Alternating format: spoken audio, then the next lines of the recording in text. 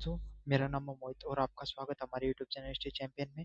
तो जैसा कि आप जानते हो, आपका जो हिस्ट्री ऑफ वर्ल्ड का जो पेपर होने वाला है 1455 से लेकर 1455 एडी टू 19 1950 एडी तक का जो पेपर होगा, आधुनिक जो विश्व का इतिहास है उससे संबंधित।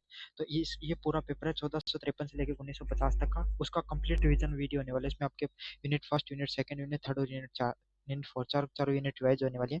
तो वीडियो को पूरा देखना, चैनल को सब्सक्राइब कर देना और इसकी जो पीडीएफ है सॉल्यूशन वाली, ये वाली पीडीएफ आपको टेलीग्राम चैनल पर मिल जाएगी। तो पूरा का पूरा अच्छे से टेलीग्राम चैनल जरूर से ज्वाइन कर लेना।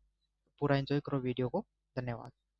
कि हम पहले भारत की बात करें, धर्म सुधार आंदोलन की बात करें, इससे पहले मैं आपको भारत में समझाऊं कि भारत में भी जो धर्म सुधार का आंदोलन हुआ था, उस आंदोलन को अपन किस नाम से जानते हैं? भक्ति आंदोलन के नाम से जानते हैं। अब भक्ति आंदोलन में भी क्या होता है कि जो पहले भारत में जो पाखंडवाद चलता था, जो यज्ञ वगैरह पे ज़्यादा लोग फोकस करते थे और जो बलि वगैरह ऐसी प्रथाएं चलती थी, जातिवाद भी समाज में बहुत ज़्यादा फैल सकता था, तो कुछ लोगों का धर्म के ऊपर बहुत ज़्यादा प्रभाव बढ़ गया था। तो उसी को दूर करने के लिए भक्ति आंदोलन की शुरुआत होती है।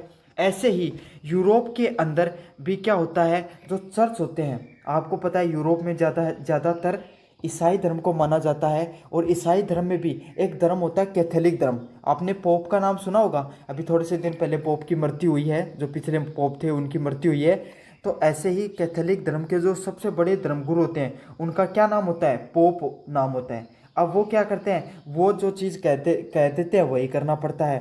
अब धीरे धीरे जैसे धर्म आगे बढ़ता है, तो आपको पता है सभी व्यक्ति अच्छे नहीं हो सकते, उनमें भी क्या हो सकती है, विकृतियाँ पाई जाती हैं। तो क्या होने लगा, जो चर्च हैं उनके अंदर भ्रष्टाचार फैलने लगा। जो चर्च के जो पादरी हैं वो खुद ही भ्रष्टाचार करने लगे, तो समाज में क्या होने लगा, और जो कुप्रथाएं उनके द्वारा चलने लगी, वो ऐसे दिखाने लगे कि सिर्फ जो चर्च है, चर्च के द्वारा ही आपको क्या क्या किया जा सकता है, भगवान मिल सकता है। और पोप जो चीज़ बताएगा वही क्या है, एक अंतिम सत्य है इस दुनिया का। तो ऐसा होने लगा। तो उस समय एक बहुत बड़े विचारक, एक बहुत बड़े समाज सुधारक आए, जिनका नाम क्या था? Martin Luther. अब मार्टिन लूथर को ने कैसे धर्म सुधार आंदोलन लेकर आए, इससे पहले मैं आपको एक छोटी सी और कहानी सुना देता हूँ। होता क्या है, एक ना, ये जो चर्च के जो मालिक, जो चर्च के जो पादरी होते हैं, इन्होंने एक विवेचना पत्र निकाला।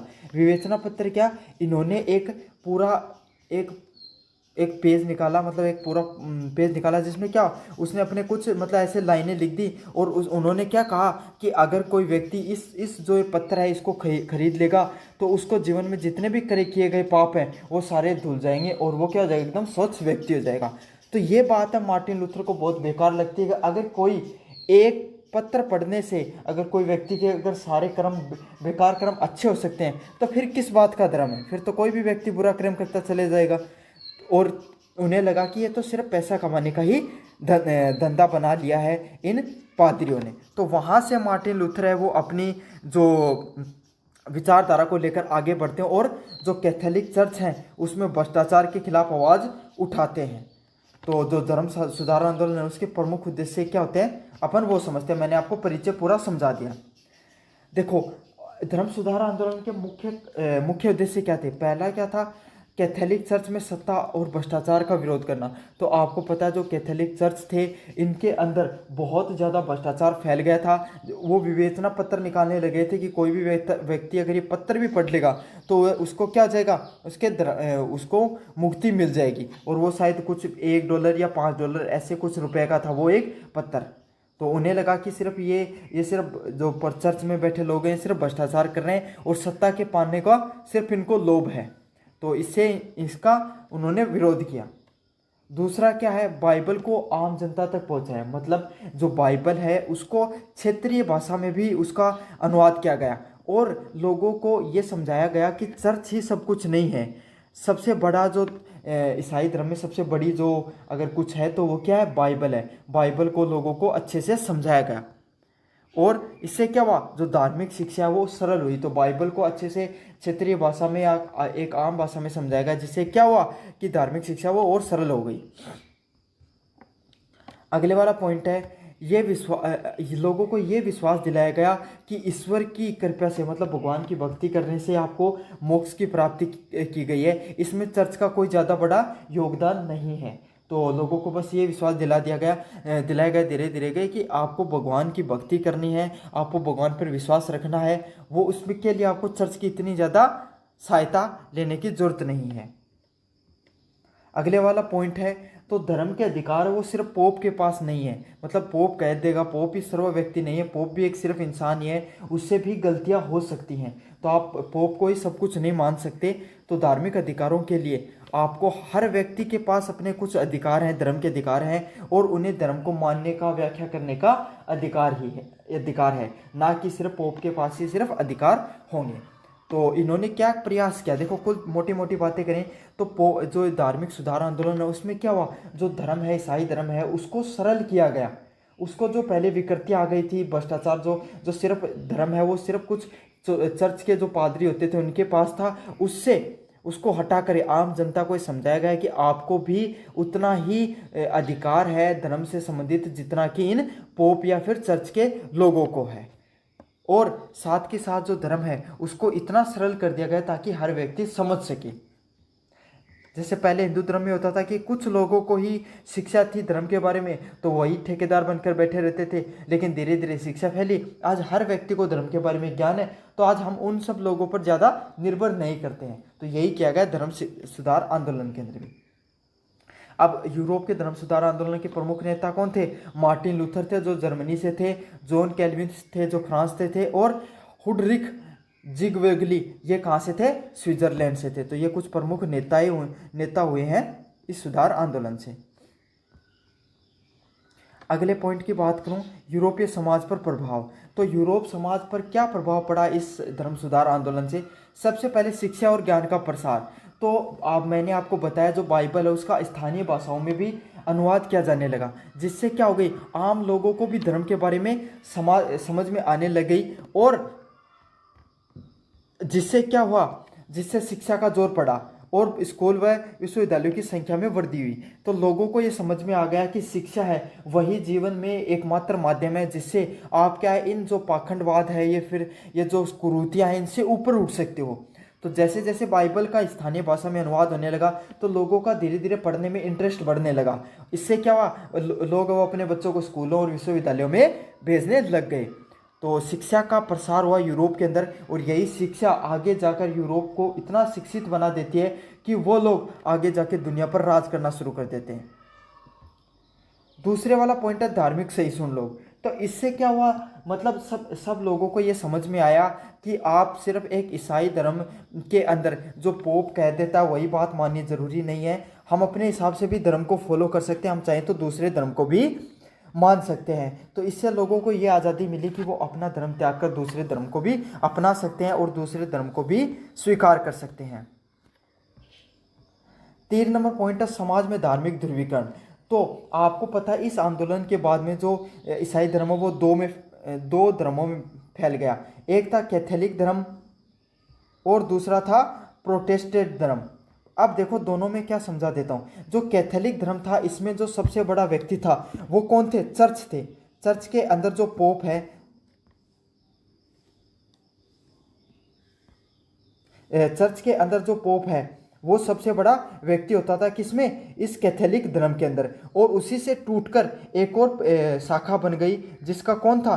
प्रोटेस्टेंट। तो जो मार्टिन लूथर को फॉलो करते थे, मार्टिन लूथर को मानने वाले लोग थे, इन्होंने एक और धर्म को मानना शुरू कर दिया जिसका नाम क्या था? प्रोटेस्टेंट था। समझ में आ गया? जो मार्टिन लूथर की बातें मानने लगे वो प्रोटेस्ट धर्म को अपना लिया, और जो पुरानी जो ईसाई धर्म को मानते थे वो कैथोलिक धर्म को मानते थे। अब प्रोटेस्टेंट धर्म का क्या था? इसमें चर्च को सर्वशक्ति नहीं माना गया, इसमें हर व्यक्ति के अपने अधिकार होते थे, वो अपने हिसाब से धर्म को मान सकता था।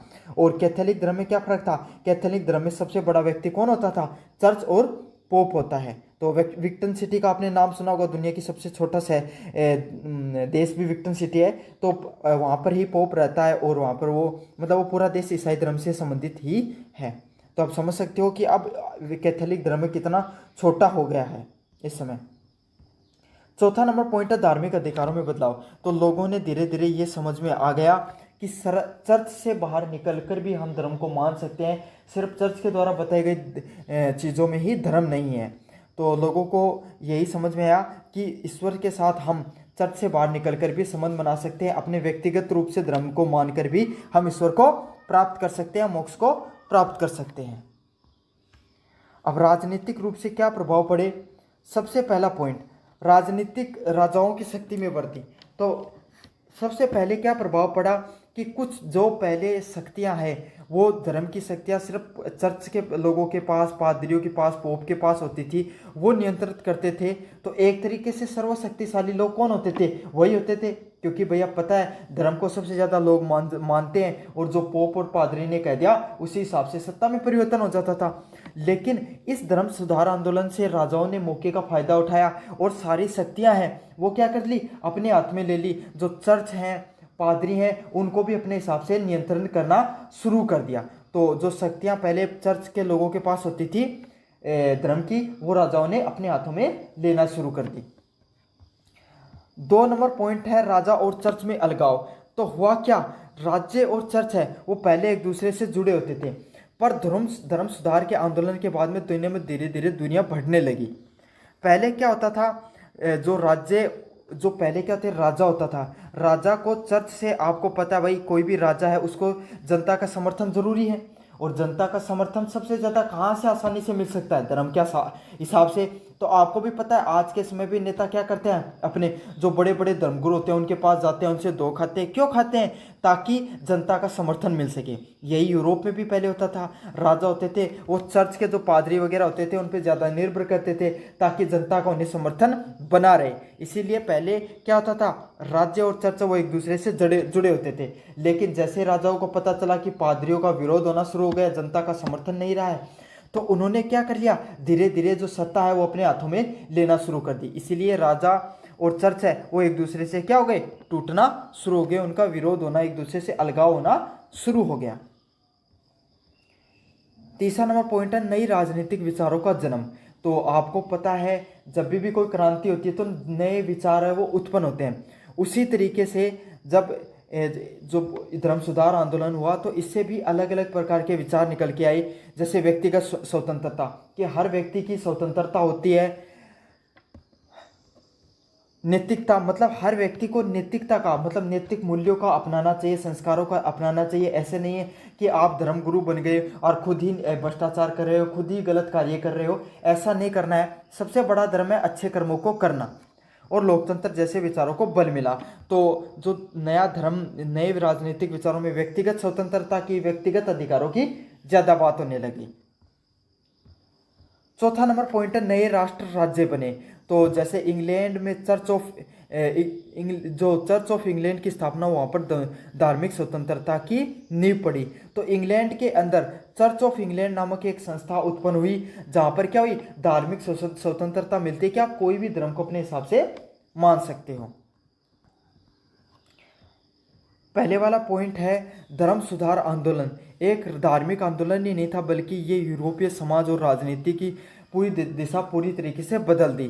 तो धर्म सुधार आंदोलन है ये सिर्फ एक धार्मिक आंदोलन ही नहीं था, बल्कि यूरोप समाज में इसने राजनीति को पूरी तरीके से बदल के रख दिया था।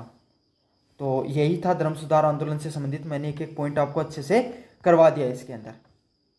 हेलो बच्चों, मेरा नाम है मोहित और आपका स्वागत है हमारे यूट्यूब चैनल यूनिवर्सिटी चैंपियन में। तो जैसा कि आप जानते हो, आपका बीए सेकेंड सेमेस्टर का जो पेपर होता है आधुनिक विश्व का इतिहास, तो इसके संबंधित जो अगला महत्वपूर्ण प्रश्न है, नेपोलियन की प्रथम के पतन के कारण और उसके द्वारा किए गए विभिन्न सुधारों पर टिप्पणी कीजिए। तो नेपोलियन से संबंधित प्रश्न बहुत ज़्यादा इंपॉर्टेंट होता है और हर बार आप एग्जाम में पूछा ही जाता है। आपके भी एग्जाम में नेपोलियन से संबंधित प्रश्न जरूर आएगा। तो ये ऐसा प्रश्न मैंने बनाया है, इसको अगर आप पढ़ लेते हो तो चाहे कैसा भी प्रश्न आ जाए, निबंधात्मक रूप से प्रश्न पूछा जाए, चाहे लघुतरात्मक रूप से प्रश्न पूछा जाए और चाहे अति लघुतरात्मक रूप से प्रश्न पूछा जाए, आप इस प्रश्न को जरूर से कर लोगे। काफ़ी महत्वपूर्ण प्रश्न, आपको वीडियो को अंत तक देखना सबसे पहले, और चैनल को सब्सक्राइब कर लेना और वीडियो को लाइक कर देना अगर अभी तक लाइक नहीं किया है। तो आपको पता है फ्रांस है, फ्रांस के अंदर जो 18वीं शताब्दी चल रही थी, ठीक है, 18वीं शताब्दी चल रही थी 1750 के आसपास। उस समय फ्रांस की हालत दुनिया के अन्य यूरोपीय देशों से हालत बहुत ज़्यादा खराब हो गई थी। ठीक है, उस समय दो ही यूरोप के अंदर बड़े बड़े देश हुआ करते थे, एक था ब्रिटेन और दूसरा था फ्रांस। और ये क्या हुआ करते थे, ये एक दूसरे के बहुत बड़े विरोधी हुआ करते थे। समझ में आ गया? जैसे आज के समय भारत और चाइना है, ऐसे ही समझ लीजिए एशिया के अंदर ऐसे ही ब्रिटेन और फ्रांस थे। इन दोनों के आपस में बनती नहीं थी, लेकिन हुआ क्या, फ्रांस के अंदर जो कमज़ोर राजनेता आए, कमज़ोर जो राजा आए, इसके कारण क्या हो गई, यूरोप की हालत है वो बहुत बेकार हो गई।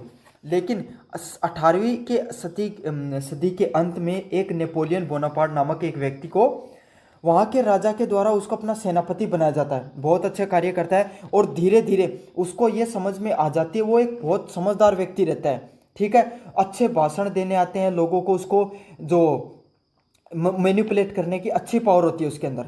तो वो क्या कर देता है, जैसे ही उसके राजा की मृत्यु होती है तो 1799 में वो खुद सत्ता संभालनी शुरू कर देता है।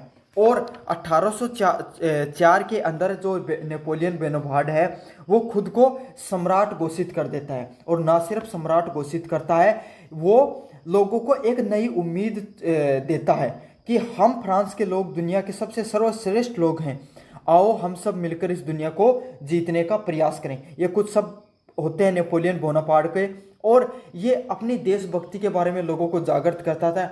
और आपको पता है, कोई भी राजा के द्वारा देशभक्ति के माध्यम से जन समर्थन प्राप्त करना सबसे आसान है। अगर कोई भी राजा है, समझ लीजिए, अगर वो देशभक्ति के नाम पर और धर्म के नाम पर आपसे वोट मांग रहा है, जन समर्थन प्राप्त कर रहा है, तो हमेशा समझ लेना कहीं ना कहीं वो राजा आगे जाकर आपको पता चलेगा कहीं ना कहीं इसमें भारी नुकसान है आपका। और यही करता नेपोलियन बोनापार्ट भी। उससे वो धीरे धीरे पूरे यूरोप को जीतने का प्रयास करता है। कुछ युद्ध वो जीतता भी है, लेकिन बहुत से युद्ध वो हार भी जाता है। और 1815 में उसकी क्या हो जाता है, अंत हो जाता है। लेकिन पतन तो होता है उसका, लेकिन नेपोलियन बोनापार्ट ने फ्रांस को एक पूरी दुनिया के सामने एक अलग दिशा दी। नेपोलियन बोनापार्ट बशर्ते ही चाहे 14-15 साल ही उसने राज किया, लेकिन हम सब दुनिया में नेपोलियन का नाम जानते हैं। उसने कुछ ऐसे कार्य किए। तो सबसे पहले हम देखेंगे उसके प्रमुख पतनों को, बाद में देखेंगे। पहले अपन देखेंगे उसके द्वारा क्या सुधार किए गए, उल्टा शुरू करेंगे। पहला है नेपोलियन द्वारा किए गए पहले प्रमुख सुधार। तो नेपोलियन ने क्या सुधार किए, इन्होंने लागू किया नेपोलियन कोड। तो नेपोलियन कोड क्या था, इसमें इन्होंने आधुनिक नागरिक कानूनों की व्यवस्था की शुरुआत करी। जो आज आपको भी पता है, हमारे द्वारा जो फ्रांस के कानून से भी प्रेम्बल के अंदर कुछ नियम लिए गए हैं। उसमें क्या क्या है, इन्होंने नेपोलियन ने क्या क्या लागू किया, समानता। नेपोलियन ने बताया कि हर नागरिक है फ्रांस के अंदर, जितने दिन मैं राजा हूँ, क्या है, सभी लोग समान हैं। पहले जो यूरोप हुआ करता था वहाँ पे क्या सामंतवादी प्रथा चलती थी। जो जमींदार लोग थे, पैसे वाले लोग थे, वो खुद को ऊंचा समझते थे, वही लोग राज करते थे। और जो नीचे वर्ग हुआ करता था वो उसको कोई महत्व ज़्यादा नहीं हुआ करता था। लेकिन नेपोलियन बोनापार्ट इसीलिए पॉपुलर हुआ क्योंकि उसने सभी लोगों को समान अधिकार देने शुरू किए। दूसरा पॉइंट है संपत्ति का अधिकार। संपत्ति का अधिकार मतलब नेपोलियन बोनापार्ट ने कहा कि आपके पास जो संपत्ति है उसका ये जो हमारे देश के राजा का अधिकार नहीं है, राज्य का अधिकार नहीं, बल्कि आपका खुद का अधिकार है। तो ये संपत्ति का अधिकार किसने दिया, नेपोलियन बोनापार्ट ने दिया। अगले वाला पॉइंट है धर्मनिरपेक्षता। धर्मनिरपेक्षता मतलब आप अपने हिसाब से कोई भी जो कानून जो धर्म है उसको अपना सकते हो। तो ये सब जो नियम है, ये सब जो सिद्धांत है, वो किसके द्वारा दिए गए, नेपोलियन बोनापार्ट के द्वारा दिए गए। और इसी के वजह से वो फ्रांस के अंदर सबसे ज़्यादा पॉपुलर हुआ।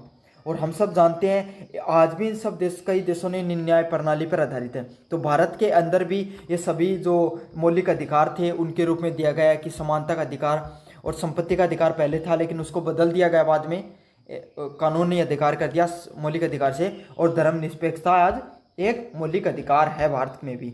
तो यही है, ये सब चीज़ें किसके द्वारा दी गई थी, नेपोलियन के द्वारा बताई गई थी सबसे पहले।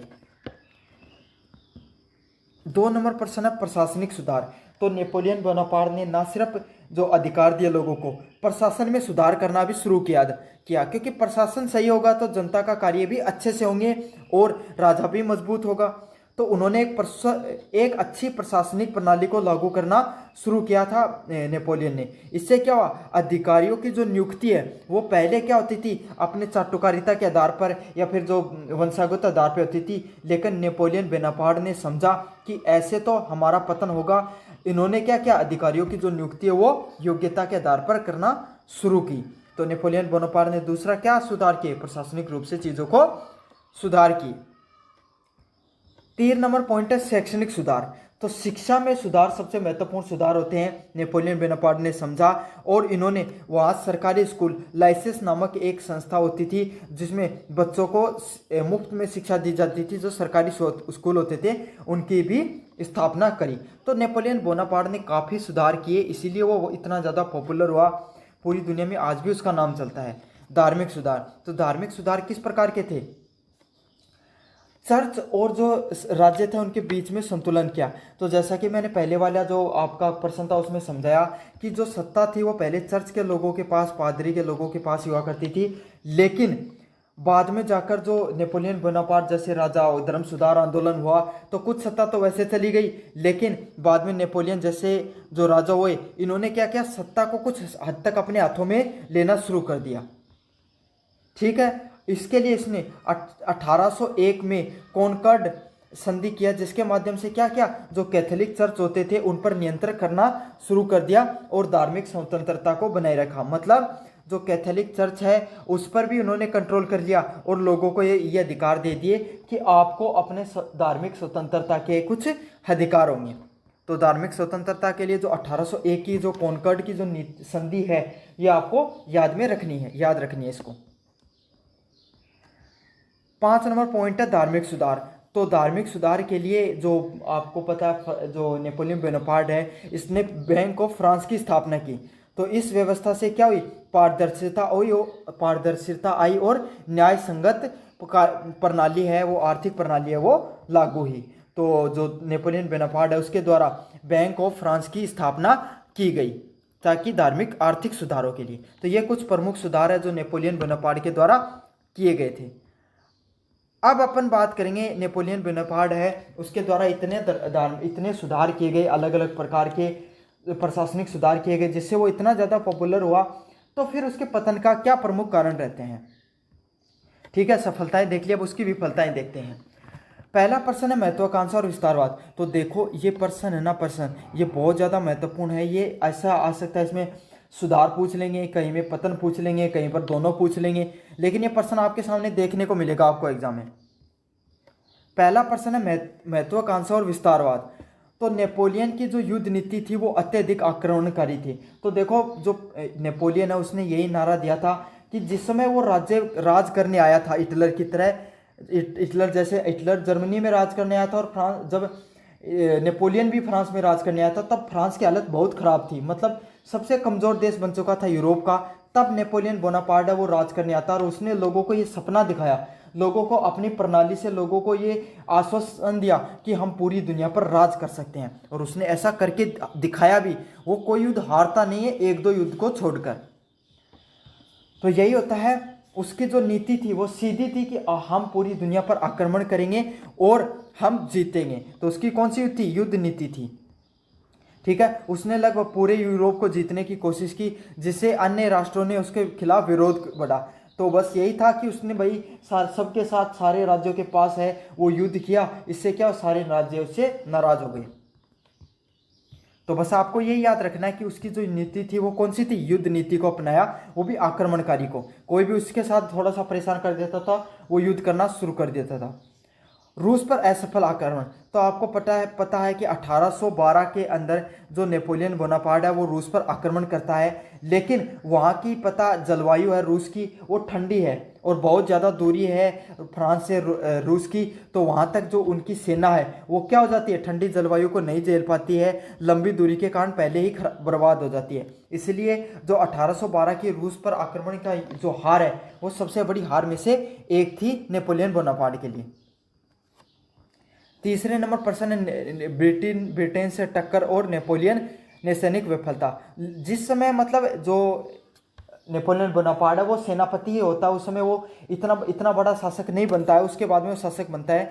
तो उस समय ट्राफलंगर की एक लड़ाई होती है, समझ गए, 1805 के अंदर, जहाँ पर ब्रिटिश की नौसेना है वो फ्रांस की नौसेना से लड़ती है, और फ्रांस की नौसेना को जो नेपोलियन बोनापार्ट है वो लीड कर रहा होता है। लेकिन वहाँ पर क्या होती है, उस फ्रांसीसी नौसेना को ब्रिटेन की जो नौसेना वो हरा देती है। तो यहाँ पर यह भी हुआ था कि जो नौसेना है ब्रिटेन की नौसेना है, उसने फ्रांस की नौसेना को 1805 में बैटल ऑफ ट्राफलगर में हरा दिया था। बस ये याद रख लेना, उसमें उसकी पतन का कोई महत्वपूर्ण इतना ज़्यादा योगदान रहा नहीं है। उसके बाद तो वो राजा बनता है। महाद्वीपीय व्यवस्था, कॉन्टिनेंटल सिस्टम। तो नेपोलियन बोनापार्ट क्या करता है, उस समय पता है आपको, जो ब्रिटेन है वो फ्रांस से ज़्यादा विकसित देश था। तो ये क्या कर देता है, नेपोलियन है वो बहुत बड़ा राजा बन जाता है, उसने कई देशों को जीत लिया है। तो वो यूरोप के अन्य देशों पे दबाव बनाता है कि वो ब्रिटेन से बना हुआ सामान है, व्यापार है, वो नहीं करेंगे। समझ में आ गया। लोग भाई मजबूरी में मानना भी शुरू कर देते हैं नेपोलियन बोनापार्ट की बात। लेकिन होता क्या है, बात तो मान लेते हैं, लेकिन फ्रांस के पास इतने संसाधन नहीं थे कि वो पूरी दुनिया है या जो पूरा यूरोप है उसको जो सारे चीज़ें, सारी वस्तुएं वो प्रोवाइड करवा सके। तो इससे क्या हुआ, फ्रांस है वो अपनी मतलब जो उसका उद्योग इतना विकसित नहीं था कि सारी वस्तुएं प्रोवाइड करवा सके। तो इससे फ्रांस की जो बेइज्जती होती है, फ्रांस का थोड़ा जो लोगों को जो अलग देश है वो क्या होते हैं, फ्रांस से नाराज़ हो जाते हैं, और धीरे धीरे ब्रिटेन की पॉपुलरिटी और बढ़ जाती है, और ब्रिटेन का व्यापार है वो घटने के बजाय और बढ़ जाता है। तो इससे अंततः क्या होता है, फ्रांस की अर्थव्यवस्था है उसको ही नुकसान हो जाता है। 5 नंबर प्रश्न, यूरोप में राष्ट्रवाद का उदय। तो मैंने पता है जो नेपोलियन बोनापार्ट है उसका तो जो मुख्य लक्ष्य यही था कि उसने राष्ट्रवाद, जो देशभक्ति के आधार पर ही उसने अपना जो राज्य उसकी नींव रखी थी। तो इससे अधीन लोगों को धार्मिक स्वतंत्रता व राष्ट्रवाद की भावना जागी, जिससे क्या हुए, बहुत सारे विरोध भी हुए। तो क्या नेपोलियन बोनापार्ट से लोग क्या दुखी हो चुके थे, तो उसके बाद में लोगों के अंदर राष्ट्रवाद की भावना जागती और विरोध प्रदर्शन धीरे धीरे होने शुरू हो जाते हैं। छठा पॉइंट है लिपजिंग की हार। तो राष्ट्र की लड़ाई के इस युद्ध को राष्ट्र की लड़ाई के नाम से भी जाना जाता है, जिसने नेपोलियन की सेना ने कई देशों के सेनाओं को संयुक्त रूप से हराया था। मतलब नेपोलियन, देख समझ सकते हो आप, कई देशों ने मिलकर जो नेपोलियन के साथ लड़ाई लड़ी थी लेपिजिंग में 1813 के अंदर। लेकिन नेपोलियन इतना शक्तिशाली था, उसने कई देशों को एक साथ मिलकर हरा दिया था। 7 नंबर प्रश्न है वाटरलू की अंतिम हार। तो वाटरलू की जो हार है वो ब्रिटिश और पर्शिया है, वो दो देश आपस में मिलकर लड़ते हैं नेपोलियन के साथ, और 1815 में उसको हरा देते हैं। और जो उस समय का जो सेंट हेलेना द्वीप था जहाँ से पैदा होकर आया था नेपोलियन, उसको भी अपने हाथों में कब्जा कर लेता है ब्रिटेन और पर्शियन सेना। तो ये हार इतनी बड़ी हार सिद्ध होती है कि वहाँ से नेपोलियन बोनापार्ट है वो अपनी सत्ता से बेदखल कर दिया जाता है। तो निष्कर्ष यही होता है कि नेपोलियन एक महान सुधारक व सैन्य प्रतिभा था, मतलब वो बहुत अच्छा सेनापति रहा अपने समय का।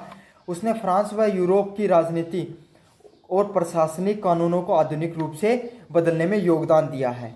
लेकिन आपको पता है वो एक बहुत ज़्यादा महत्वाकांक्षी था, युद्ध की नीतियाँ उसने अपनाई, बहुत ज़्यादा विदेशी आक्रमणकारी। इसके कारण क्या हुई, यही चीज़ें उसकी पतन का कारण भी बनती हैं।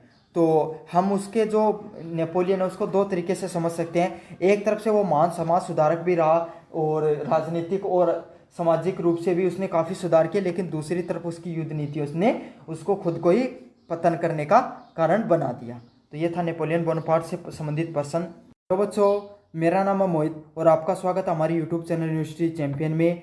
तो जैसा कि आप जानते हो, आपका BA सेकेंड सेमेस्टर का आधुनिक विश्व का इतिहास, इससे संबंधित जो पेपर होने वाला है उससे संबंधित मैं महत्वपूर्ण जो प्रश्न है उसकी पूरी सीरीज करा रहा हूँ। उसका अगला प्रश्न है साम्राज्यवाद से आपका क्या अभिप्राय है, 19वीं शताब्दी में इसके विकास के लिए कारकों का वर्णन कीजिए। तो साम्राज्यवाद से संबंधित आपका ये प्रश्न है, बहुत ज़्यादा महत्वपूर्ण प्रश्न है, बहुत बार रिपीट हुआ ये प्रश्न।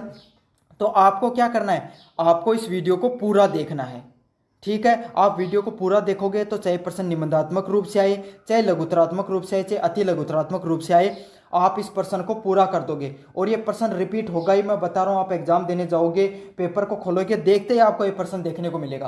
तो वीडियो को बिल्कुल भी स्किप नहीं करना है, पूरा देखना आपको। तो चलो शुरू करें। इससे पहले अपन चैनल को सब्सक्राइब जरूर से कर देना अगर नहीं किया अभी तक, और वीडियो को भी लाइक कर देना अगर अच्छा लगे तो। सबसे पहले मैं समझाऊं कि साम्राज्यवाद वास्तविकता में होता क्या है। साम्राज्यवाद क्या होता है?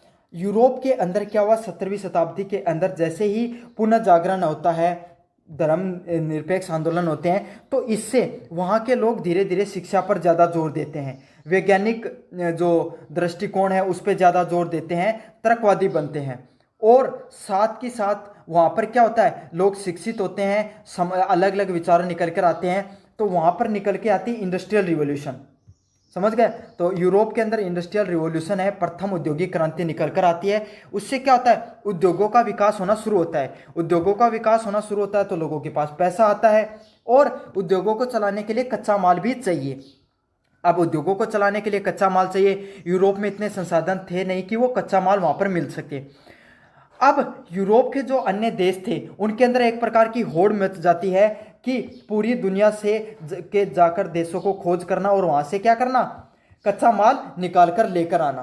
तो ये लगभग सीधा 1500 या 1600 शताब्दी के आसपास सभी देश हैं वो अलग अलग देशों की खोज करते हैं, और वो पहुँचते हैं एशिया और अफ्रीका के अंदर। वहाँ के लोगों, वहाँ क्या देखते हैं, वो देखते हैं वहाँ के लोग हैं वो इतने ज़्यादा शिक्षित नहीं है और वहाँ पर संसाधन भी बहुत ज़्यादा हैं। तो ये धीरे धीरे जो यूरोप के लोग हैं इन्होंने क्या करना शुरू कर दिया, अपनी शिक्षा, अपनी औद्योगिक क्रांति, पैसे और हथियारों के माध्यम से और अपनी कूटनीति व राजनीति की वजह से क्या करते थे, एशिया और अफ्रीका के देश हैं वहाँ पर पहले आते तो ये व्यापारी बनकर हैं, लेकिन धीरे धीरे उन पर नियंत्रण करना शुरू कर देते हैं। तो इसी नियंत्रण को क्या कहलाता है, ये साम्राज्यवाद कहलाता है, इंपेरियलिज्म कहलाता है। मुझे उम्मीद है कि समझ में आ गया। इसका उदाहरण है ब्रिटेन का, ईस्ट इंडिया कंपनी है ब्रिटेन का भारत पर राज करना। इसी चीज़ को इंपेरियलिज्म, साम्राज्यवाद के नाम से जाना जाता है।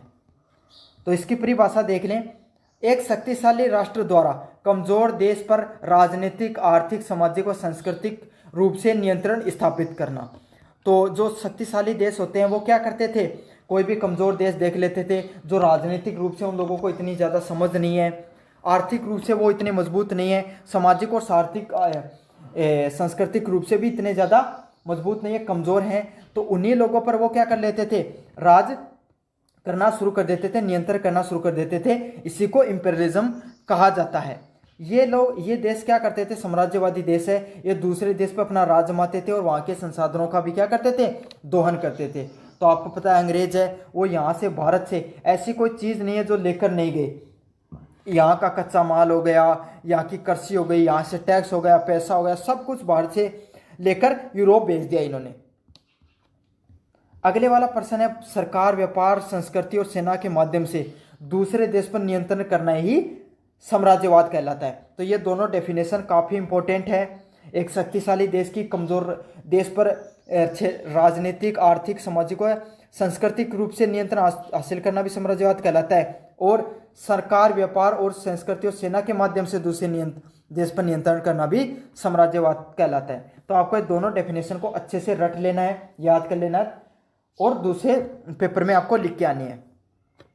तो अब जो वास्तविक, ये तो हमने समझा कि साम्राज्यवाद होता क्या है, क्यों विकास होता है, क्यों साम्राज्यवाद फैलता है इतना, इस बारे में समझेंगे। तो पहला औद्योगिक क्रांति। तो आपको पता है जो यूरोप है वहाँ पे औद्योगिक क्रांति निकल कर आती है। तो यूरोप है वहाँ पर इतने संसाधन नहीं होते थे इतने ज़्यादा, वहाँ पर कच्चा माल कम होता था, तो उसी की खोज के लिए, और वो जो सामान बनाया इन्होंने सस्ते में, उसको बेचना भी कहीं ना कहीं होता था। तो दोनों चीज़ों के लिए इन्होंने दूसरे देशों को खोजना शुरू कर दिया जहाँ पर क्या हो, सस्ता श्रम मिल जाए और संसाधन आसानी से मिल जाए। तो इसीलिए क्या हुआ, सस्ते संसाधन, सस्ते लेबर के लिए और सस्ता जो आपको कच्चे माल के लिए इन्होंने दुनिया के अलग अलग देशों पर उनको खोजना शुरू कर दिया और धीरे धीरे उन पर राज करना शुरू कर दिया। तो पहला कारण है साम्राज्यवाद का औद्योगिक क्रांति। दूसरा पॉइंट है राजनीतिक और सैन्य प्रतिस्पर्धा। तो होने क्या लगा, धीरे धीरे यूरोपीय देश है इन्होंने अपनी नौसेना है उसको मजबूत करना शुरू कर दिया, और अपने लोगों को क्या करते थे, नौसैनिक उनको पैसे देते थे और कहते थे उनका राजा कि जाओ अलग अलग देशों को आप खोज कर आओ। तो इससे क्या हो जाती थी, यूरोपीय देशों में अलग अलग देशों पर राज करने की जो नीति है साम्राज्यवाद की, वो सैन्य होड़ बढ़ जाती है।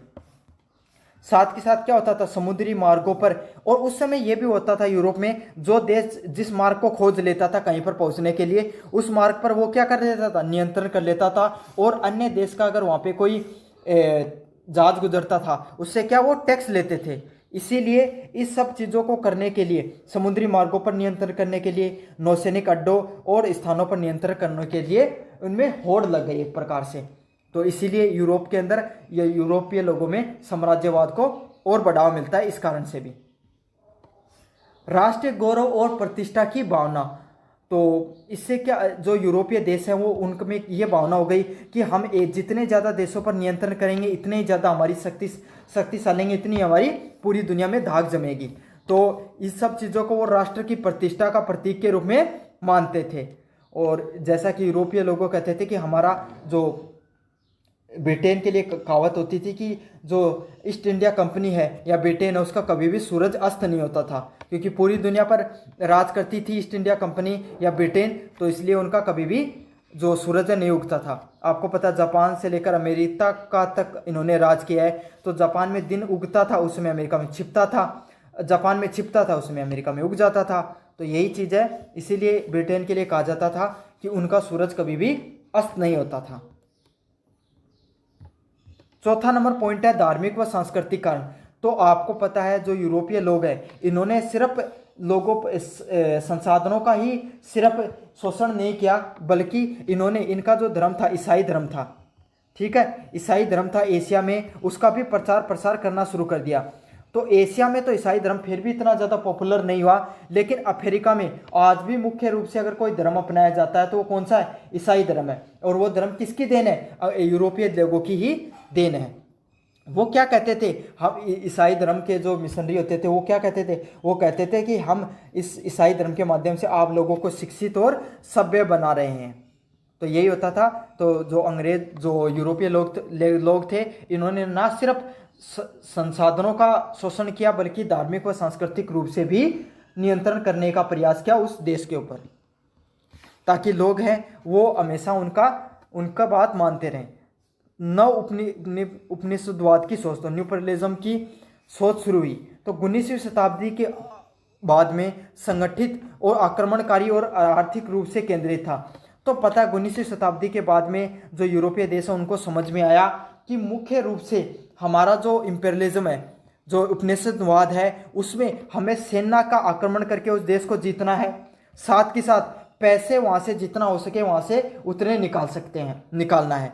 तो इसी तरीके से वहाँ पर पहले उनका जो मुख्य जो लक्ष्य हुआ करता था जो यूरोपीय देशों को, वह सिर्फ व्यापार हुआ करता था। लेकिन धीरे धीरे क्या हो गए, यूरोपीय लोग हैं, यूरोपीय जो पुर्तगाल हो गए, फ्रांस हो गया, अंग्रेज हो गए, इनका यही था कि हमें पूर्ण रूप से उस देश पर क्या करना है, नियंत्रण करना है। इसका एक स्पष्ट उदाहरण दूं तो भारत के अंदर पहले अंग्रेज है वो ईस्ट इंडिया कंपनी लेकर आए, तो उनका मुख्य उद्देश्य सिर्फ व्यापार करना ही था।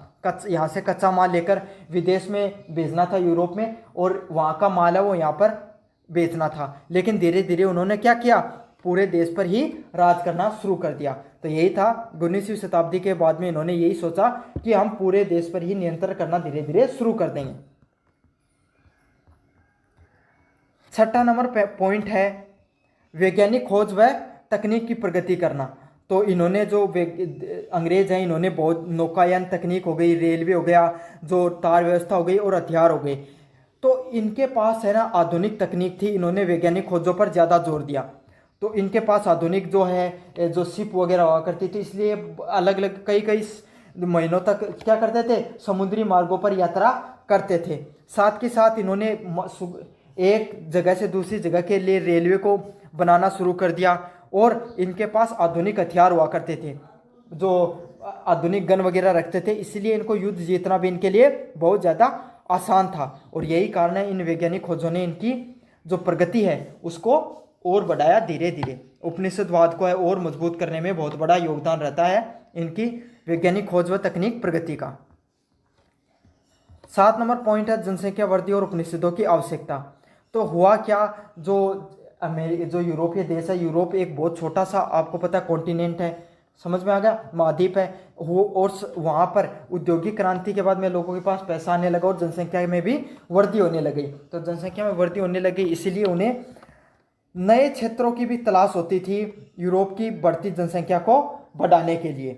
तो ये भी एक बहुत मुख्य कारण रहता है उपनिषदवाद को बढ़ावा मिलने के पीछे, कि नई जनसंख्या है उसको उसको बसाने के लिए एक नए क्षेत्र की तलाश में भी ये क्या करते थे, अलग अलग देशों में जाकर राज करते थे और वहाँ के क्षेत्र पर नियंत्रण कर लेते थे। तो ऐसा काफ़ी देश है। अब मैं एक छोटा सा उदाहरण देखो, न्यूजीलैंड नाम का देश है एक, ठीक है। तो न्यूजीलैंड देश है, पहले वहाँ के जो स्थानीय नागरिक हुआ करते थे, आज न्यूजीलैंड लोग को देखते हो ना, क्रिकेट टीम है तो सारे गोरे लोग ही वहाँ पर आपको दिखते हैं, लेकिन वास्तविकता में वो वहाँ पर गोरे लोग नहीं थे, वहाँ की प्रजातियां रहती थी। अब वहाँ पर अंग्रेज पूछे, इन्होंने क्या कर दिया, उनको तो उखाड़ कर फेंक दिया, आज उनका कोई अस्तित्व नहीं है और न्यूजीलैंड देश एक पूर्ण रूप से उन लोगों को नियंत्रण में आ गया। तो इस तरीके से इन्होंने धीरे धीरे अलग अलग देशों पर उपनिषदवाद के थ्रू कंट्रोल किया। अब बात करें 19वीं इसका निष्कर्ष की बात करें तो जो 19वीं शताब्दी का जो साम्राज्यवाद है, यह सिर्फ भूमि का विस्तार ही नहीं था, इसमें क्या था, आर्थिक शोषण, लोगों से पैसे लिए गए, लोगों के संसाधनों का शोषण किया गया। राजनीतिक प्रभुत्व है, मतलब राजनीतिक रूप से भी लोगों पर नियंत्रण या देश पर नियंत्रण किया गया, और सांस्कृतिक नियंत्रण भी देखने को मिलता है। तो भारत की बात करूं, भारत में अंग्रेजों ने शिक्षा नीति, जो उनकी जो आधुनिक शिक्षा नीति है उसको लागू किया, अलग अलग प्रकार के धर्म सुधार किए। तो ये सब चीज़ें हैं, इन्होंने क्या किया, इस माध्यम से वहाँ की भारतीय जो संस्कृति है उसको बदलना शुरू किया। अगला पॉइंट है जो औद्योगिक क्रांति है, इसने राष्ट्रवादी सोच को तेजी से फैलाया। तो इसमें जो सबसे बड़ी जो योगदान रहा है उपनिषदवाद में, वो किसका रहता है, वो रहता है औद्योगिक क्रांति का। तो औद्योगिक क्रांति है, उसने उपनिषदवाद को बहुत, राष्ट्रवाद है उसको बहुत तेजी से फैलाती है, जिससे क्या होता है, एशिया और अफ्रीका देशों ने सबसे अधिक यूरोपीय लोगों का शिकार बनते हैं। तो ये था उपनिषदवाद से संबंधित प्रश्न, काफ़ी महत्वपूर्ण प्रश्न है। मुझे उम्मीद है कि आपको वीडियो अच्छा लगा होगा, तो चैनल को जरूर से सब्सक्राइब कर देना, वीडियो जरूर से लाइक कर देना। हेलो बच्चों, मेरा नाम है मोहित और आपका स्वागत है हमारे यूट्यूब चैनल यूनिवर्सिटी चैंपियन में। तो जैसा कि आप जानते हो, आपका BA सेकेंड सेमेस्टर का आधुनिक विश्व का इतिहास है, इससे संबंधित जो महत्वपूर्ण प्रश्न है उसकी मैं पूरी सीरीज करा रहा हूँ आपके सामने। तो उसका अगला महत्वपूर्ण प्रश्न है चीनी क्रांति। 1911 की जो चीनी क्रांति होती है उसके प्रमुख कारण की व्याख्या कीजिए और उसके क्या परिणाम हुए, कैसे कैसे घटनाएं घटी जिससे ये चीनी क्रांति है वो होती है। तो आपको पता है 19वीं शताब्दी से पहले और इनफैक्ट 20वीं शताब्दी तक जो चीन है वो सबसे गरीब देश हुआ करता था, वहाँ पे एक भूखमरी का देश कहा जाता था, सबसे भूखा देश था।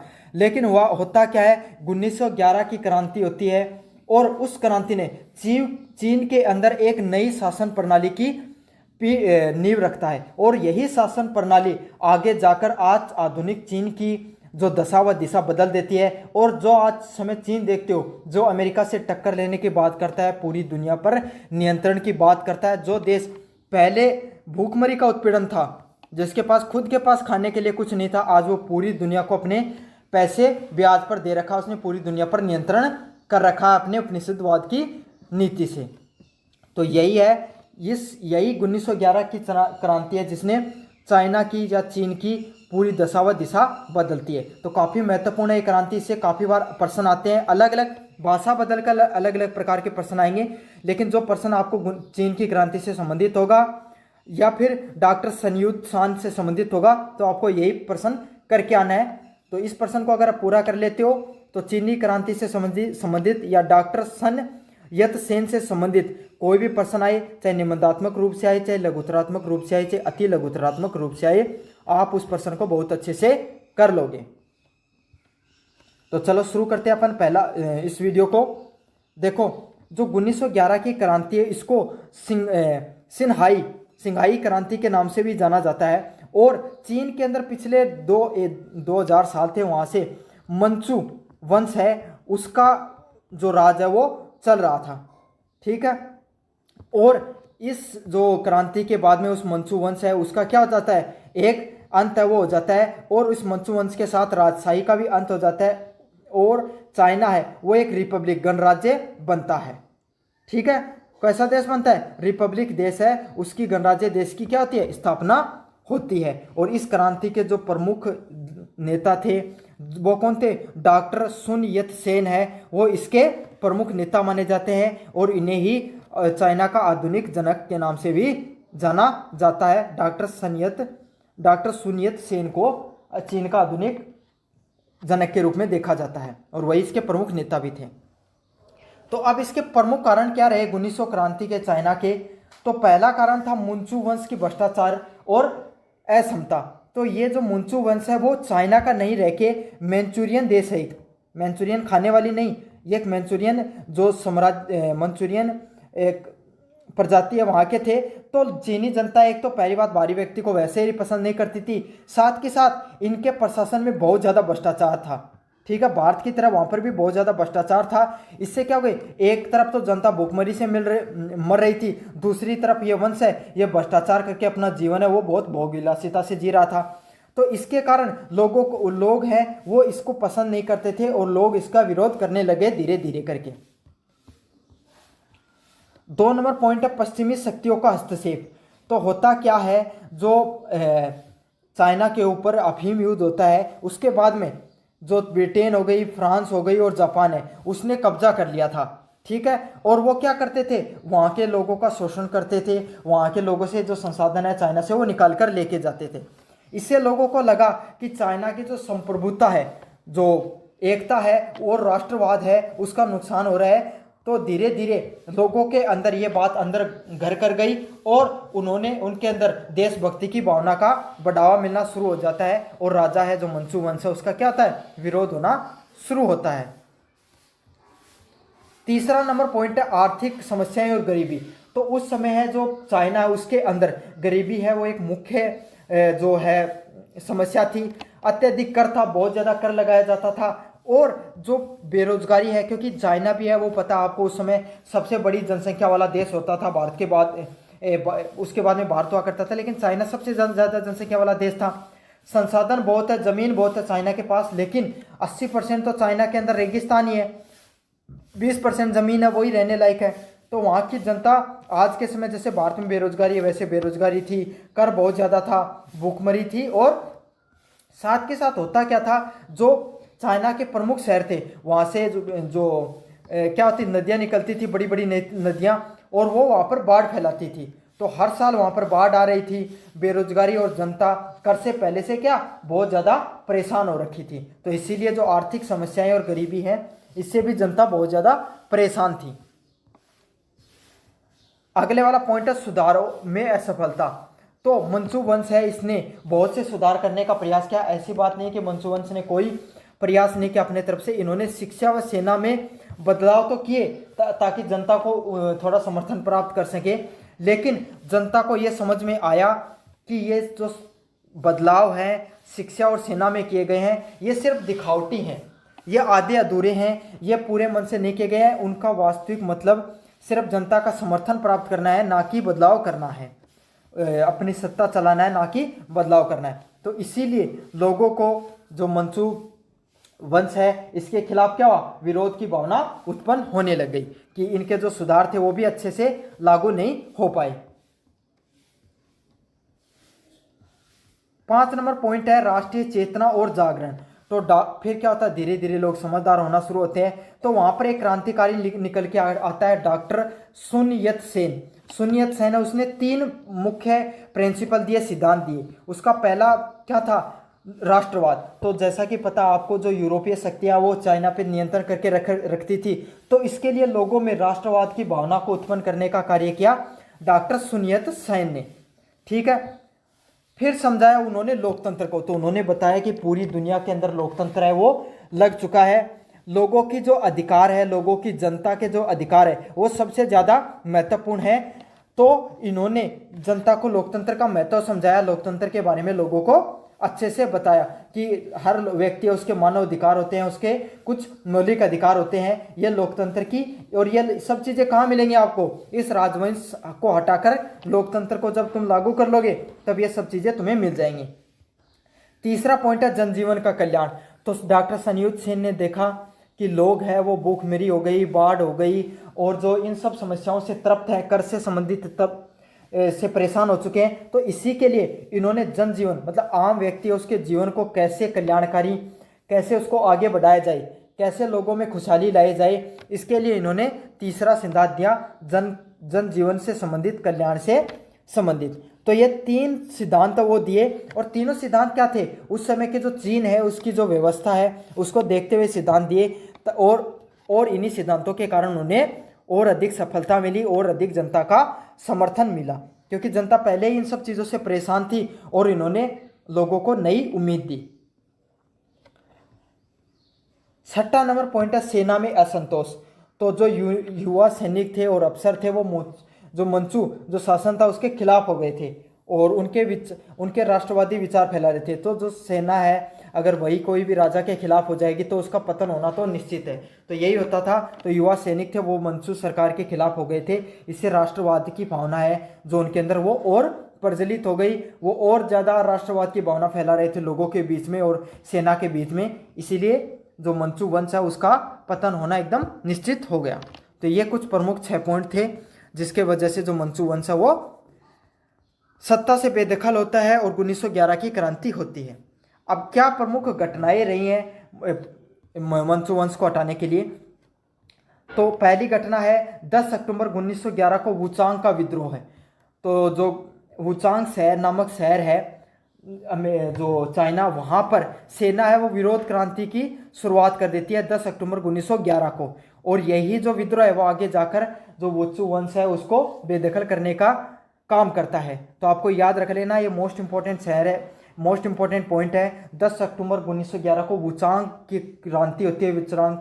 वुचांग शहर में क्या होता है, विद्रोह होता है और वो इतनी तेजी से पूरे देश में फैल जाता है कि मंचू वंश को अपना राजवंश है वो राजगद्दी वो छोड़नी पड़ती है।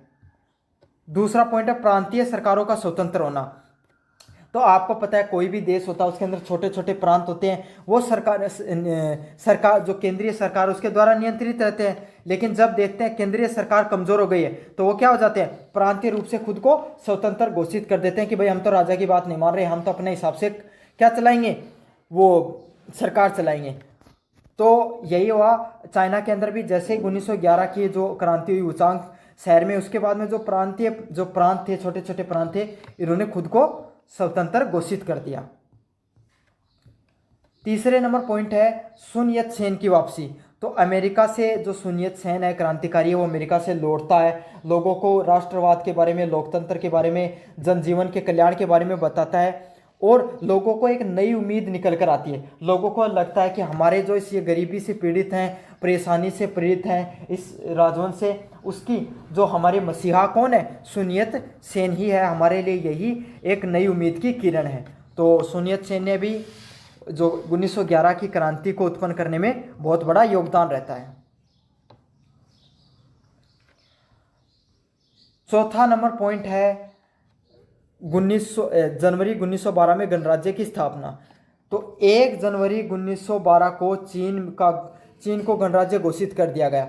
समझ में आ गया? मतलब 1 जनवरी 1912 को ही चीन के द्वारा खुद को स्वतंत्र घोषित कर दिया गया पूर्ण रूप से। और सुन यत सेन है ये वहाँ के अंतरिम राष्ट्रपति बनते हैं। तो अंतरिम राष्ट्रपति कौन होता है? अंतरिम राष्ट्रपति होता है जो टेम्परेरी राष्ट्रपति होता है, जिसको जनता का समर्थन तो प्राप्त होता है लेकिन वो लोकतांत्रिक परंपराओं के द्वारा चयनित नहीं होता है। तो जैसे कि यूनुस खान इस समय बांग्लादेश के जो अंतरिम जो वहाँ के सरकार के प्रमुख नेता बने हुए हैं, वैसे ही सुन यत सेन को वहाँ का अंतरिम राष्ट्रपति बना दिया जाता है 1 जनवरी 1912 को। 5 नंबर पॉइंट है जार युआन शी की भूमिका। तो जो पीयूसी ने सियासन छोड़ दिया, तो जो मंचू सम्राट था पुई ने सियासन छोड़ दिया और युआन शी को राष्ट्रपति बना दिया। उसके बाद में लेकिन बाद में वह तानाशाही प्रवृत्ति का हो गया था। तो यही था जो जिस क्रांति का प्रमुख कारण रहे। अगले वाला पॉइंट है 1911 की क्रांति के परिणाम। तो क्या क्या परिणाम हुए? पहला क्या था? राजशाही का अंत। तो 2000 वर्षों से चली आ रही जो सम्राट की प्रणाली थी उसका क्या हुआ? अंत हो गया और जो चीन है वो क्या एक रिपब्लिक देश बढ़ के आता है, गणराज्य देश के रूप में उसकी स्थापना होती है। दूसरा नंबर पॉइंट है गणराज्य की स्थापना। तो चीन में पहली बार गणराज्य प्रणाली की स्थापना होती है इस क्रांति के बाद में। तो 1911 है, उसमें क्रांति के बाद में 1 जनवरी 1912 को एक गणराज्य देश के रूप में स्थापित होता है चीन। 3 नंबर पॉइंट है राजनीतिक अस्थिरता। तो युआन शी की मृत्यु के बाद में चीन के कई क्षेत्रीय नेता हैं वो सत्ता में आ गए और अव्यवस्था फैल जाती है। लेकिन जो युआन शी है उसकी मृत्यु होने के बाद में चीन में फिर से कई सेना नेता आते हैं और अव्यवस्था फैलना शुरू हो जाती है। अगले वाला पॉइंट है राष्ट्रीय आंदोलन की दिशा मिलना। तो इस क्रांति ने आगे चलकर माओ व कम्युनिस्ट क्रांतियों के लिए रास्ता खोला। तो उसके अब आज के समय जो माओइस्ट लोग हैं या कम्युनिस्ट लोग हैं वो राज करते हैं उसके ऊपर, चाइना के ऊपर। तो इसी से आगे जाकर क्या हो, जो माओ और कम्युनिस्ट जो लोग हैं, जो कट्टरपंथी लोग हैं, उनकी चाइना के अंदर क्या होती है, एंट्री होती है और जो कम्युनिस्ट पार्टियां हैं वो वहाँ पर रूल करना शुरू कर देती हैं। 5 नंबर पॉइंट है सुन यत सेन की लोकप्रियता। तो सुन यत सेन को जो चीन है उसके आधुनिक जनक के रूप में भी देखा जाता है और उन्हीं के जो विचार हैं वही आगे जाकर लोगों के लिए प्रेरणा बनते हैं, लोगों के लिए एक नई आधुनिक चीन को बनाने में उनका मुख्य योगदान रहता है। लेकिन आगे जाकर सुन यत सेन को हटाकर जो माओ हैं वो तो मर जाते हैं, उसके बाद में जो कम्युनिस्ट लोग हैं वो राज करना शुरू कर देते हैं। तो शी जिनपिंग है वो कम्युनिस्ट पार्टी से ही आते हैं, आपको पता है। निष्कर्ष क्या है, 1911 की चीनी क्रांति ने सिर्फ सत्ता में परिवर्तन नहीं किया बल्कि लोगों के अंदर एक राष्ट्रीय भावना, राजनीतिक बदलाव और लोकतंत्र की तरफ पहला कदम था। तो इससे क्या, लोगों के अंदर राष्ट्रीय भावना है वो फैलती है, राजनीतिक बदलाव तो होता ही होता है और लोकतंत्र है वो लागू हो जाता है। हालांकि लेकिन धीरे धीरे आगे जाकर अस्थिरता फैलनी शुरू हो जाती है सुन यत सेन के बाद में, और उसके बाद में चीनी इतिहास में ऐतिहासिक मोड़ आता है इस क्रांति के तहत। तो ये तो था 1911 की चाइना की क्रांति। आपको कैसा लगा वीडियो अपने कमेंट बॉक्स में ज़रूर से बताना, वीडियो को लाइक करना और अपने दोस्तों को ज़रूर से शेयर करना। धन्यवाद। हेलो बच्चों, मेरा नाम है मोहित और आपका स्वागत है हमारी यूट्यूब चैनल यूनिवर्सिटी चैंपियन में। तो जैसा कि आप जानते हो, आपका बीए सेकंड सेमेस्टर का जो आधुनिक विश्व का इतिहास होता है, इससे संबंधित जो महत्वपूर्ण प्रश्न होते हैं उनकी मैं पूरी वेब सीरीज करा रहा हूँ। तो उसका प्रश्न है कि वो जो बिस्मार्क है वो जर्मनी का वास्तविक निर्माता के रूप में माना जाता है। इस पर आपको इस जो व्याख्या है, इस पॉइंट है, इस पर आपको क्या करनी है, सविस्तार टिप्पणी करनी है। तो जर्मनी में जो बिस्मार्क है उसके बारे में आपको सविस्तार टिप्पणी की जाती है। उसे जर्मनी का वास्तविक संस्थापक क्यों माना जाता है, एकीकरण का शिल्पकार क्यों माना जाता है, आपको उसके बारे में बताना है। काफ़ी महत्वपूर्ण प्रश्न है। अगर ये वीडियो हर यूनिवर्सिटी में ये प्रश्न काफ़ी बार रिपीट होता है, तो अगर इस वीडियो को आप कंप्लीट देख लेते हो, चाहे प्रश्न निबंधात्मक रूप में आए, चाहे लघुतरात्मक रूप में आए, चाहे अति लघुतरात्मक रूप में आए, इस प्रश्न को आप बहुत आराम से कर लोगे। तो अपन शुरू करें, इससे पहले आप चैनल को सब्सक्राइब कर दो और वीडियो को लाइक से ज़रूर से कर दें। तो बिस्मार्क है वो जर्मनी का, आपको पता है, जो पर्शिया का प्रधानमंत्री था। और उसने क्या क्या 19वीं शताब्दी के अंदर, उस समय जो पूरा यूरोप था जो पूरी राजनीतिक रूप से अस्थिरता का शिकार हो चुका था, उस समय इसने जो जर्मनी है, जर्मनी में को एक महान शक्ति और पूरा यूरोप का केंद्र बनाने का कार्य किया। इसने अपनी युद्ध नीतियां और कुशल जो राजनीतिक नीतियां इस तरीके से कूटनीति लागू करी कि पूरे यूरोप में खुद तो क्या कर लेता था, युद्ध लड़ लेता था, युद्ध लड़ के अपनी ज़मीन है उसको बढ़ाता चला गया जर्मनी के साथ, और पूरी दुनिया को उलझा कर रखा। और जैसे ही मौका मिला जर्मनी को एक महासंघ बना दिया। तो यही था बिस्मार्क को, इसीलिए जर्मनी का एकीकरण का शिल्पकार कहा जाता है, जर्मनी राज्य का निर्माता भी कहा जाता है। तो समझ में आ गया।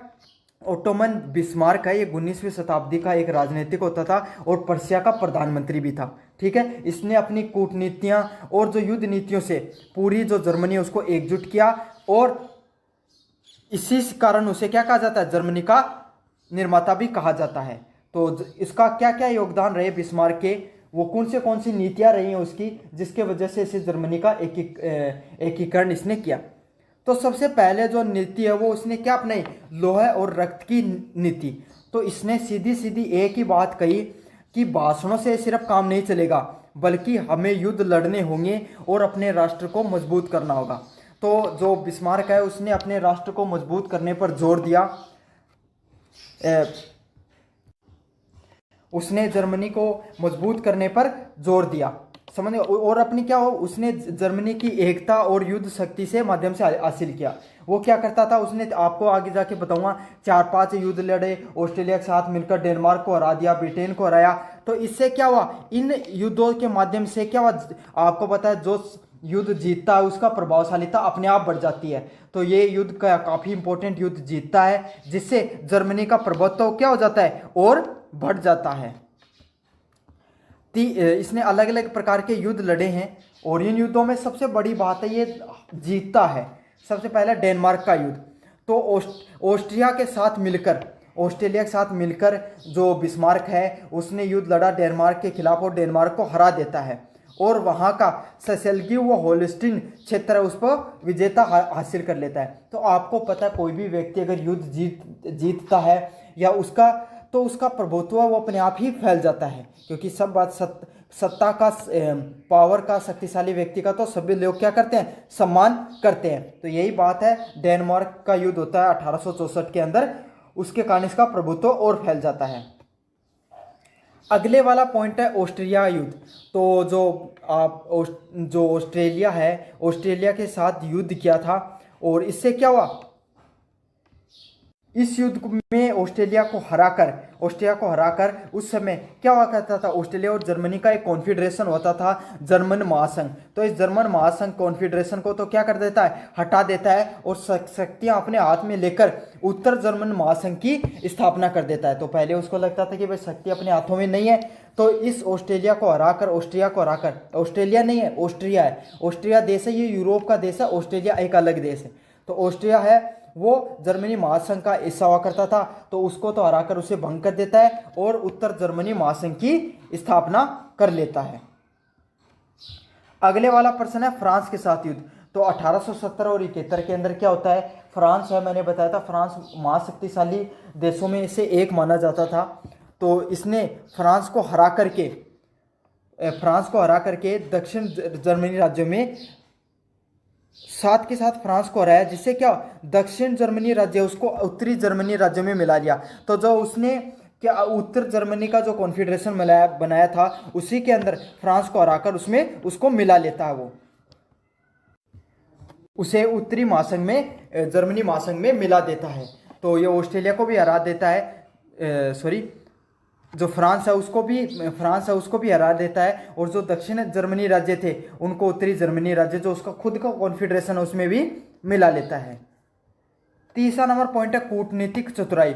तो बिस्मार्क है वो क्या करता है, बड़े चतुराई से अपने दिमाग लगाकर जो यूरोप की जितनी भी शक्तियां थी, ब्रिटेन हो गया, फ्रांस हो गया, कुछ जो इसकी बात नहीं मानते थे उनके साथ इसने युद्ध करके क्या कर दिया, उन्हें हरा दिया। तो वो तो वैसे बात मानने लगे। अब कुछ ब्रिटेन जैसे देश थे जो बड़े थे, शक्तिशाली देश थे, उनको वो आपको पता भाई शक्तिशाली देश है उसके साथ युद्ध नहीं किया जा सकता।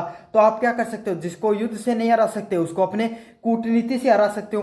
तो यही क्या बिस्मार्क ने ये अपने कूटनीति से जो यूरोप की अन्य शक्तियां थी उन्हें हरा दिया और जर्मनी का धीरे धीरे एकीकरण करता रहा साथ के साथ, ताकि वो जर्मनी के एकीकरण में बाधा न बन सके। ताकि जर्मनी का एकीकरण यह कि इसने जर्मनी जो एक देश है उसको, जर्मनी के देश जो अलग अलग देशों के अंतर्गत आने लगे थे उनको जीतकर अपने राज्य में मिला लिया था। अगला पॉइंट है 1871 में जर्मनी साम्राज्य की स्थापना। तो फ्रांस की हार के बाद में 18 जनवरी 1871 में वर्साई के महल में विलियम प्रथम को जर्मनी का सम्राट घोषित कर दिया। तो इसने क्या किया, जो विलियम प्रथम है उसको जर्मनी का सम्राट घोषित कर देता है, वहाँ का राजा घोषित कर देता है और अपने हिसाब से राजा को चुनाव करता है। तो इससे क्या होती है, एक आधुनिक जर्मनी साम्राज्य की स्थापना होती है। तो इसके साथ वो अपने हिसाब से राजा को चुनाव करता है और वहीं से एक नई जर्मनी राज्य की स्थापना होती है 1871 के अंदर। तो ये तो थी उसकी कुछ कूटनीतियाँ, कैसे उसने युद्ध नीतियों से कुछ राज्यों को जीता, कैसे उसने कुछ राज्यों को चतुराई से उलझा कर रखा, और 1871 के अंदर वायसराय के महल के अंदर विलियम प्रथम को राजा बना देता है, और वहीं से जर्मनी, जो आधुनिक जर्मनी आप देखते हो, उसकी स्थापना होती है। अब इसकी वो कौन सी नीतियाँ थी जिससे उसको इतनी सफलता मिली? तो सबसे पहला थी यथार्थवाद की नीति। तो जो बिस्मार्क है वो एक बहुत बड़ा विचारक भी रहा, तो इसने यही सीधी बात की कि भावनाओं का कोई महत्व नहीं है जीवन में, हमें जीवन है वो व्यवहारिकता के आधार पर जीना चाहिए। राजनीति है वो व्यवहार के आधार पर, लोगों की भावनाओं के आधार पर या फिर कूटनीति के आधार पर करनी चाहिए। इसमें भावनाओं का कोई भी मतलब कहीं पर भी नहीं होता है। तो यही बात है, ये यथार्थवादी व्यक्ति होता है जिसमें भावनाओं को ज़्यादा महत्व नहीं देकर व्यवहारिकता को ज़्यादा महत्व दिया था, इसीलिए इतना ज़्यादा सफल होता है कूटनीति के अंदर, राजनीति के अंदर। अगले वाला पॉइंट है राजनीतिक संतुलन। तो जो युद्ध, आपको पता है बिस्मार्क ने अलग अलग युद्ध किए, लेकिन इसके बावजूद भी इसने किसी भी देश को अपना कट्टर दुश्मन नहीं बना। कट्टर ऐसा नहीं कि उसका विरोध करने लगे लोग, वो इतनी कूटनीति के साथ लोगों को उलझा कर रखता था कि जिससे क्या होती थी, पूरे यूरोप के अंदर जो शक्ति है उसका संतुलन बना रहा। समझ में आ गया, कोई भी एक शक्ति है उसको इसने ज़्यादा प्रभावी नहीं होने दिया। जो देश प्रभावी हुआ उसको उसने युद्ध कर कर हरा दिया, युद्ध कर कर कमज़ोर कर दिया। तो इससे क्या हो, इसने जो युद्ध जीते तो इसने इतना ज़्यादा मतलब खुद भी शक्तिशाली नहीं बनने का प्रयास किया, और यूरोप की सारी शक्तियाँ उसको भी इसने संतुलित कर दिया। तो अच्छा राजनयिक था, बहुत दिमाग वाला व्यक्ति था बिस्मार्क। अगला पॉइंट है राष्ट्रवाद को साधने की कला। तो बिस्मार्क के अंदर राष्ट्रवाद पर राजनीति करने की उसकी विशेष कला थी, ठीक है। और इससे क्या क्या, अगर आपको पता है कोई भी देश की जनता वो राष्ट्रवाद के नाम पर सबसे ज़्यादा समर्थन दे देती है कोई किसी भी राजा को, तो उसको ये पता था। तो बिस्मार्क ने भी इस शक्ति का प्रयोग किया, राष्ट्रवाद के माध्यम से जर्मनी की जनता है उसको अपने पक्ष में कर लिया, और उसने करके भी दिखाया। काफ़ी राज्यों को हराकर उसने जर्मनी है उसको शक्तिशाली व मजबूत करने का प्रयास भी किया। तो जनता वैसे भी धीरे धीरे इसके साथ होने लगी, बिस्मार्क के साथ। तो यही है को जो बिस्मार्क है वो न एक कुशल सेनानी था बहुत अच्छा, बल्कि वो एक महान रणनीतिकार, कूटनीतिक और राष्ट्र निर्माता भी था। तो वो एक बहुत अच्छा क्या था, बहुत अच्छी राजनीति भी करता था, कूटनीति भी उसकी अच्छी थी, और बहुत अच्छा राष्ट्र निर्माता भी था। तो इसी के वजह से उसका साहस, चतुराई और दूरदर्शिता का परिणाम है। तो आज जो वर्तमान जर्मनी साम्राज्य देखते हो ये उसी की देन है। उसने जो युद्ध लड़े, उसने जो अपनी चतुराई दिखाई, उसने जो कूटनीति का प्रयोग किया, उसी का परिणाम है आज के समय अपन जो जर्मनी राज्य को देखते हैं। इसीलिए बिस्मार्क को जर्मनी राज्य का वास्तविक निर्माता कहा जाता है। ये बात पूर्ण रूप से सत्य है। तो था ये तो था आपका पूरा पर्सन। बिस्मार्क से संबंधित काफ़ी मोस्ट इंपॉर्टेंट पर्सन है, देख लेना, आपके सामने ये पर्सन जरूर से देखने को मिलेगा आपके पेपर में। तो अभी तक अगर चैनल को सब्सक्राइब नहीं किया तो चैनल को सब्सक्राइब कर दो, अगर आप वीडियो अच्छा लगा तो टिप्पणी कीजिए। तो 1789 की जो फ्रांस की क्रांति हुई है उसको सविस्तार टिप्पणी करनी है, और मुझे ये बताने की ज़रूरत नहीं है फ्रांस की क्रांति वो किसी भी एग्ज़ाम के लिए कितनी ज़्यादा इम्पोर्टेंट होती है। तो काफ़ी ज़्यादा मोस्ट इम्पोर्टेंट पर्सन ये आपका हर एग्ज़ाम में बार बार पूछा जाता है। तो अगर आप इसको वीडियो को पूरा देख लेते हो तो चाहे निबंधात्मक रूप में प्रश्न पूछा जाए, चाहे लघुतरात्मक रूप में पूछा जाए, अति लघुतरात्मक रूप में पूछा जाए, आप इस प्रश्न को बहुत आराम से कर लोगे। तो चलो शुरू करते हैं। इससे पहले आप चैनल को सब्सक्राइब कर दो और वीडियो को लाइक कर दो अगर अभी तक नहीं किया है। तो जैसा कि आपको पता है जो 1789 की जो फ्रांस की क्रांति है इसने ना सिर्फ फ्रांस में राजशाही को ख़त्म किया बल्कि दुनिया को एक नई विचारधारा उत्पन्न करके दी। वो क्या थी? लोकतंत्र की विचारधारा, सभी लोगों के लिए समानता के लिए कानून, मौलिक अधिकारों जैसी बातें और स्वतंत्रता जैसे सिद्धांतों की नींव रखी। मतलब जो ये फ्रांस की क्रांति है इसने फ्रांस को ही एक नई दिशा नहीं दी बल्कि पूरी दुनिया के सामने कुछ नए विचारधाराओं को लेकर आई, जिसमें से पहला था लोकतंत्र। कि लोकतंत्र की परिभाषा, लोकतंत्र है वो पूरी दुनिया में फेमस सबसे ज़्यादा फ्रांस की क्रांति के बाद में ही हुआ। और जो आम वर्ग था, आम लोगों थे, उनके लिए जो अधिकार है, जो समानता का अधिकार है कि भाई उन्हें भी, हर व्यक्ति को अपने जीवन जीने का एक समान अधिकार है, वो कहाँ से निकल कर आया? ये अधिकार फ्रांस की क्रांति से ही निकल कर आया। और सभी व्यक्ति स्वतंत्र हैं अपने विचारों को अपनाने में, अपना कार्य करने में, अपने किसी भी चीज़ को करने में। हर व्यक्ति की एक अपना अधिकार होता है, हर व्यक्ति स्वतंत्र होता है। तो इन सब जो सिद्धांतों की जो नींव है वो कहाँ से रखी गई? फ्रांस की क्रांति से रखी गई है। इस क्रांति के पीछे कई सामाजिक, राजनीतिक व आर्थिक व बौद्धिक कारण थे। तो कौन से कारण रहे, इनको अपन देखने का प्रयास करेंगे। पहला पॉइंट है फ्रांस की क्रांति के मुख्य कारण। तो फ्रांस की क्रांति के मुख्य कारण क्या है? पहला, राजनीतिक कारण।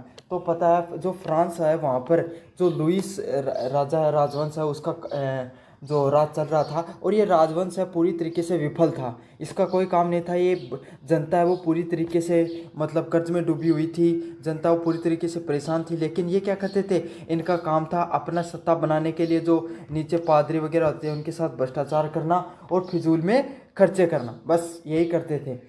और जनता की इनकी शासन में कोई भागीदारी नहीं थी, जनता से इनको कोई मतलब नहीं था।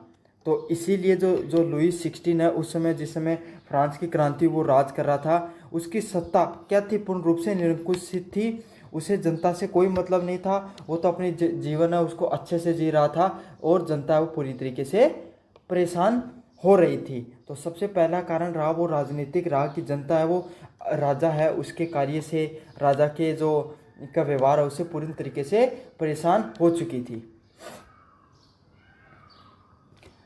2 नंबर पॉइंट है सामाजिक कारण। तो सामाजिक कारण क्या होते हैं? जो फ्रांस का जो समाज है वो 3 भागों में बटा हुआ है। पहला वर्ग है कलर्जी। कलर्जी मतलब पादरी वर्ग। तो पादरी वर्ग होता है वो वर्ग होते थे जिनके पास धर्म से संबंधित कानून बनाने के, धर्म से संबंधित अधिकार होते थे। और ये वर्ग है, यही क्या होता था? सत्ता पर सबसे ज़्यादा राज यही लोग करते थे। जो राजा होते थे उसके करीब भी यही होते थे। और जो फ्रांस में कोई निर्णय लिया जाता था, कोई नीतिगत बदलाव किया जाता था, उनमें भी पादरी वर्ग का विशेष योगदान होता था। तो समाज में सबसे ज़्यादा जो ज़्यादा चलती थी वो कौन सा वर्ग था? पादरी वर्ग था। दूसरे वाला वर्ग होता था कुलीन वर्ग, नोबल्स। तो आपको पता है कुलीन वर्ग वो होता था जिनके पास खूब पैसे होते थे और शक्तिशाली व्यक्ति होते थे। ऐसे समझ लो जो जमींदार वर्ग था वो किस में आता था? कुलीन वर्ग में आता था। एक तो ये पहले से पैसे वाले थे, शक्तिशाली थे। दूसरी बात, इन्हें कर और नहीं देना होता था, कर मुक्त और थे, मतलब इन्हें जो कर होता था, टैक्स होता, उससे भी छूट मिल जाती थी। तो इसीलिए ये वर्ग है, कुलीन वर्ग है, ये भी बहुत ज़्यादा धीरे धीरे शक्तिशाली होने लगा। और ये लोग भी क्या होने लगे? राजा के साथ बनाकर रखते थे और खूब भ्रष्टाचार करते थे। फिर आता है फ्रांस का तीसरा वर्ग, कौन सा होता था? किसान, व्यापारी, मजदूर और भारी कर पर भार।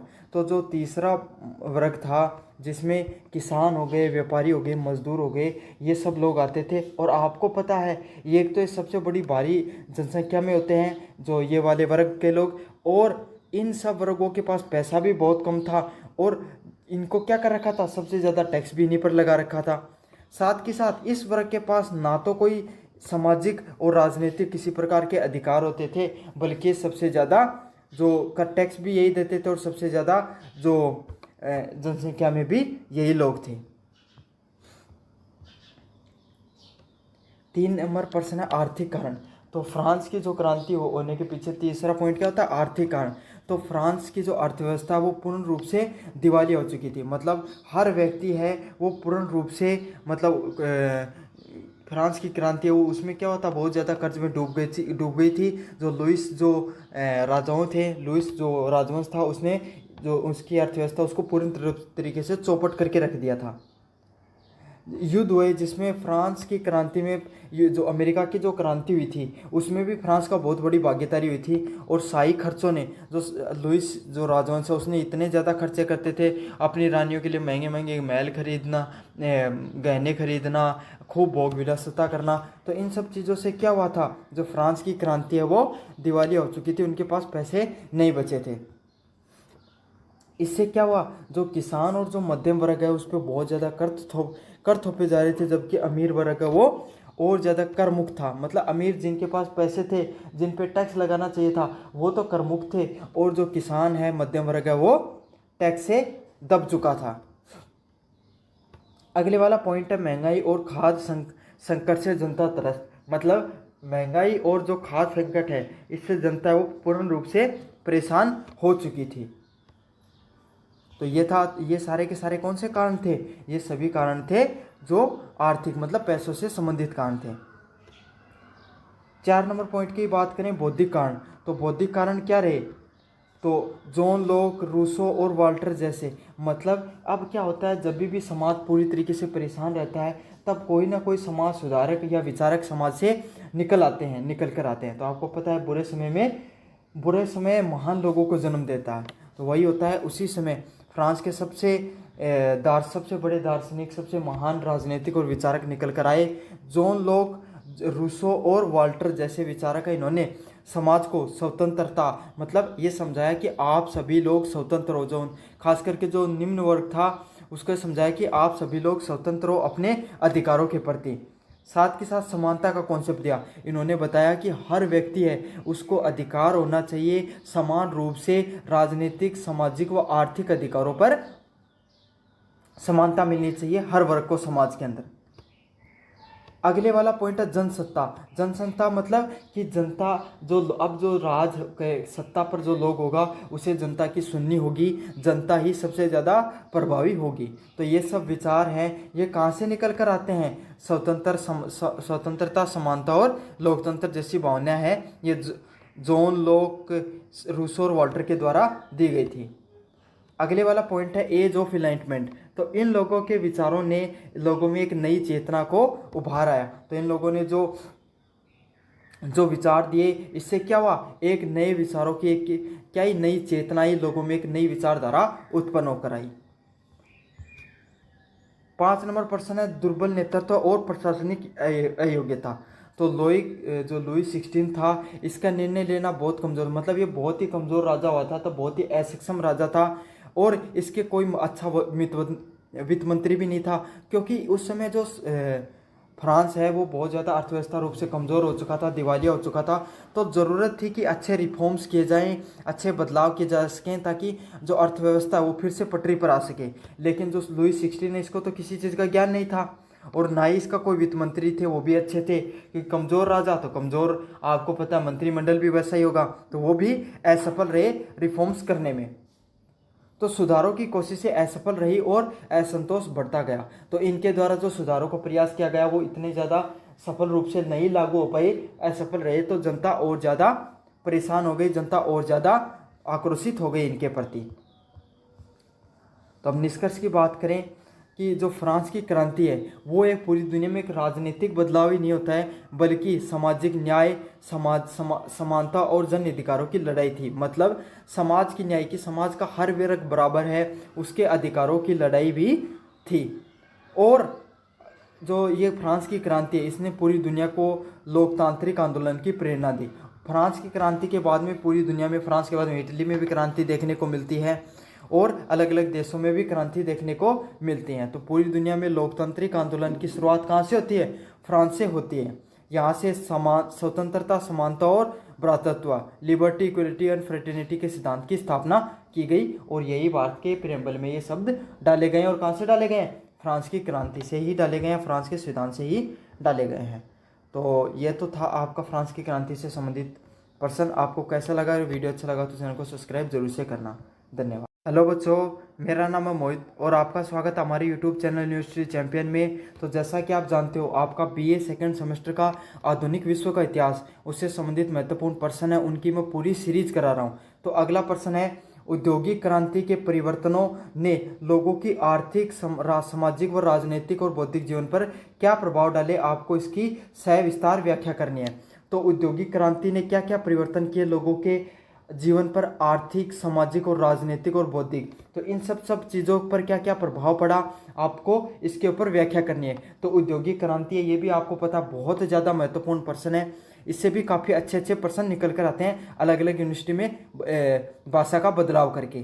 तो आपको क्या करना है, इस वीडियो को पूरा देखना है। पूरा देखोगे तो चाहे प्रश्न लघुतरात्मक रूप में पूछे जाए, चाहे निबंधात्मक रूप में पूछा जाए, चाहे अति लघुतरात्मक रूप में पूछा जाए, आप इस प्रश्न को बहुत अच्छे से कर लोगे। तो चलो शुरू करते हैं। तो इंडस्ट्रियल रिवॉल्यूशन है, ये आपको पता है ये कहाँ से शुरू होती है? ये इंग्लैंड से शुरू होती है। जो 18वीं शताब्दी है वहाँ में इंग्लैंड से शुरू होती है और फिर पूरी दुनिया में धीरे धीरे फैल जाती है। तो इस क्रांति की जो शुरुआत है वो कहाँ से होती है? हस्तशिल्प, मतलब जो कपड़ा बनाते थे, जो कॉटन वगैरह का, उसके मशीनों के साथ इसका प्रयोग से शुरू होती है। उसके बाद में इसका प्रयोग मैन्युफैक्चरिंग में, है ना, परिवहन में, मतलब ट्रांसपोर्ट में, और जीवन के हर पहलू में जो मजदूर थे, जो लोग जो हाथ से काम करते थे, इसका प्रयोग, इसको हटाकर मशीनों ने धीरे धीरे इंसानों की जगह लेना शुरू कर दिया।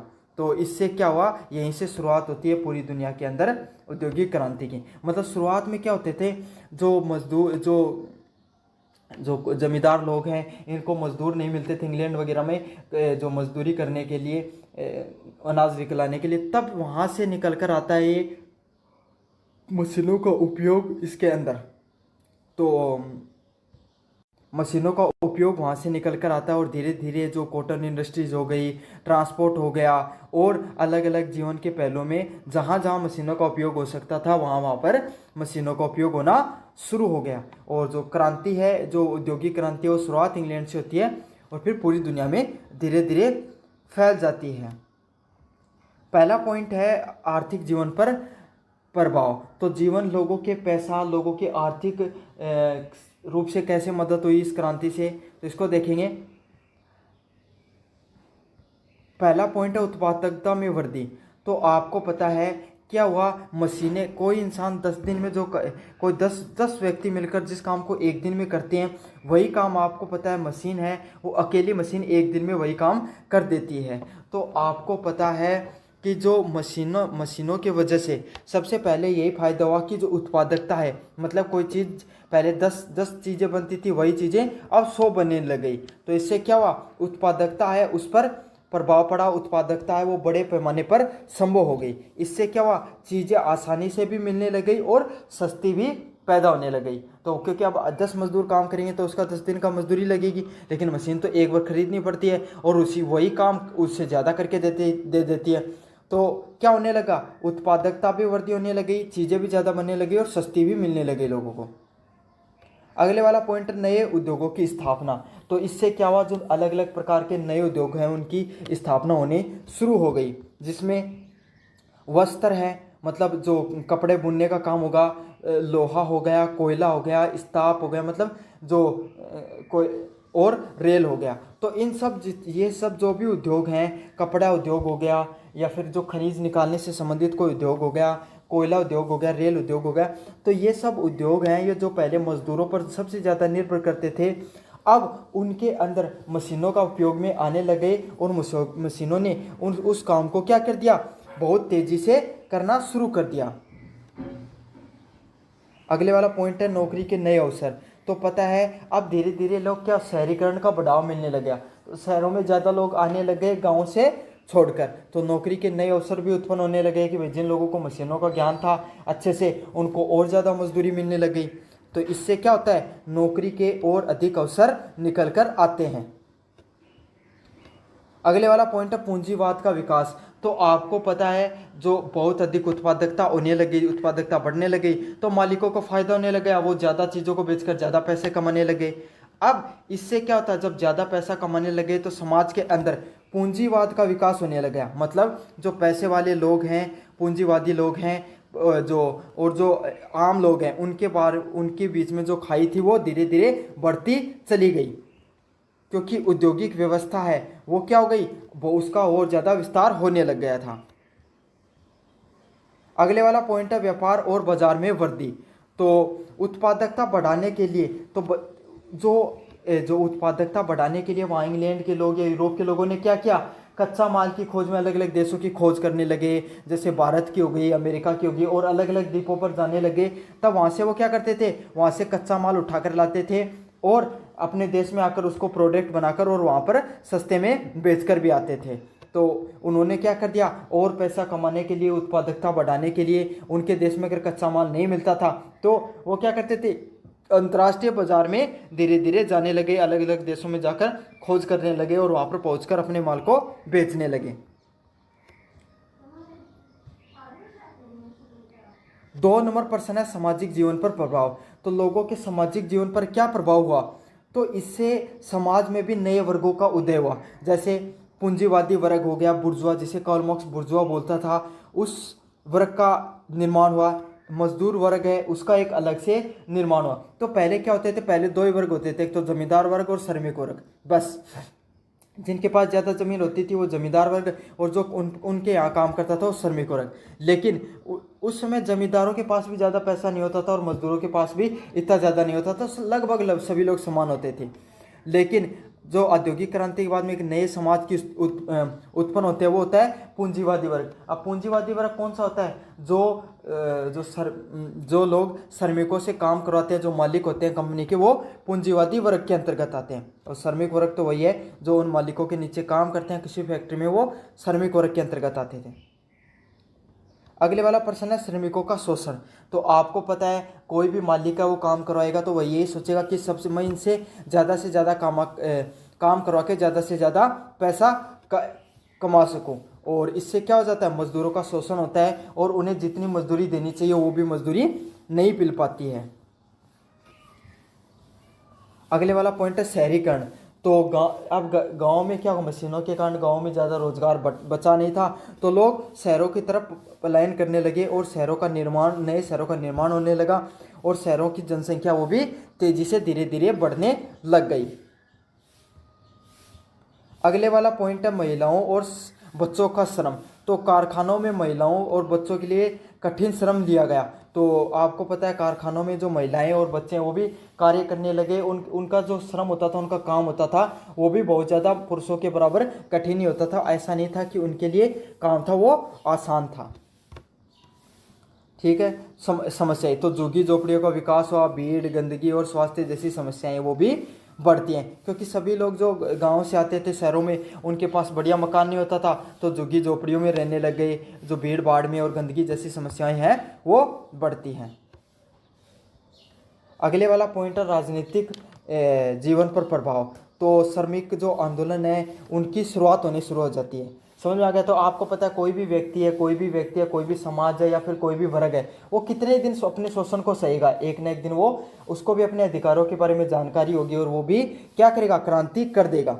तो सभी मजदूरों ने संगठित होकर आंदोलन करना शुरू कर दिया और कार्ल मार्क्स जैसे विचारक निकल कर आए जिन्होंने श्रमिकों के हक में क्या उठाई, आवाज उठानी शुरू कर दी थी। अगले वाला पॉइंट है कानूनों में सुधार। तो इन्होंने काम के घंटों में, मजदूरी में और श्रमिक सुरक्षा के संबंधित कई कानून बने। तो धीरे धीरे क्या हुआ, जैसे मजदूरों ने आवाज़ उठानी शुरू की, श्रमिकों ने आवाज़ उठानी शुरू करी, तो कानूनों में भी सुधार हुआ कि कोई भी व्यक्ति उसका काम के घंटों में फिक्स कर दिया। जैसे आज के समय ना 8 घंटा या फिर 12 घंटा है वो काम करना फिक्स होता है, उसी तरीके से साथ के साथ मजदूरी जो पैसा था उसको भी फिक्स कर दिया, और श्रम सुरक्षा है कि जो श्रमिक होते हैं उनकी भी सुरक्षाओं का ध्यान रखा जाएगा। इसको लेकर अब धीरे धीरे कानून बनने शुरू हो गए।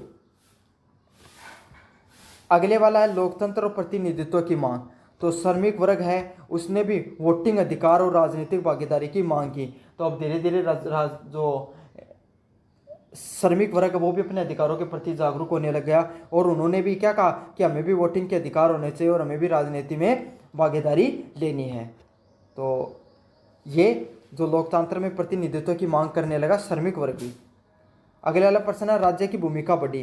तो सरकारों की जो भूमिका वो भी धीरे धीरे बढ़ने लग गई। श्रमिक कल्याण हो गए, शिक्षा और स्वास्थ्य जैसी क्षेत्र हैं उनके अंदर उनको जो श्रमिक वर्ग है उनके जो अधिकार हैं उनके भी रक्षा करने के लिए कार्य करना पड़ा, क्योंकि आपको पता है श्रमिक वर्ग वो सबसे बड़ा वर्ग होता था, उसी की जन समर्थन से ही वो क्या आ सकते थे, सत्ता में आ सकते थे। इसलिए सरकार को उनके भी अधिकारों की ध्यान में रखने पड़े। 4 नंबर प्रश्न है बौद्धिक जीवन पर प्रभाव। तो लोगों की विचारधाराओं पर क्या क्या प्रभाव पड़ा इसको समझने की प्रयास करेंगे। तो नई विचारधाराओं का जन्म होता है उस समय सबसे पहले समाजवाद, साम्यवाद और पूंजीवाद। तो समाजवाद क्या होता है, समाजवाद वो व्यवस्था होती है जहाँ पर समाज का हर वर्ग समान हो, जहाँ हर वर्ग के पास अधिकार हो। पूंजीवादी ना पैसे वाला हो, गरीब ना ज़्यादा गरीब हो, सभी बराबर के अधिकारों को रखें। तो ये विचारधारा निकल के आती है। साम्यवाद क्या होती है, साम्यवाद होती है जो ना तो पूंजीवाद को ज़्यादा मानती है और ना ही समाजवाद को ज़्यादा मानती है। इनका यही कहना है कि हमें बीच का रास्ता अपनाकर चलना चाहिए। समाज के हर वर्ग की प्रगति की बात की है। वो कौन सा वर्ग होता है, वो कौन सी साम्यवाद होता है, वो क्या कहलाता है, साम्यवाद। पूंजीवाद क्या होता है, पूंजीवाद बात करता है पैसे की, भाई हमें ज़्यादा से ज़्यादा पैसा कमाना चाहिए, जिसके पास जितना ज़्यादा पैसा होगा वो उतना ही ज़्यादा शक्तिशाली होगा। तो ये सब जो विचारधारा है वो धीरे धीरे निकल कर आती हैं। अगले वाला पॉइंट है वैज्ञानिक सोच का विकास। तो धीरे धीरे क्या होता है, मशीन हो गई, तकनीक हो गई और विज्ञान में लोगों की रुचि बढ़ती है और जो वैज्ञानिक सोच है उसका विकास होना शुरू हो जाता है।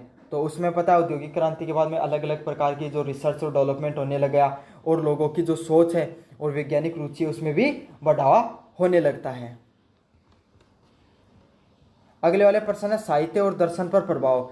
तो चार्ल्स डिकेंस जैसे लेखक ने औद्योगिकरण से जुड़े सामाजिक विषयों पर लिखा। तो अलग अलग जो विचारक आए, अलग अलग जो समाज में लेखक आए, इन्होंने भी क्या किया, जो समाज है, साहित्य और दर्शन पर, इन सब चीज़ों पर लिखना शुरू कर दिया।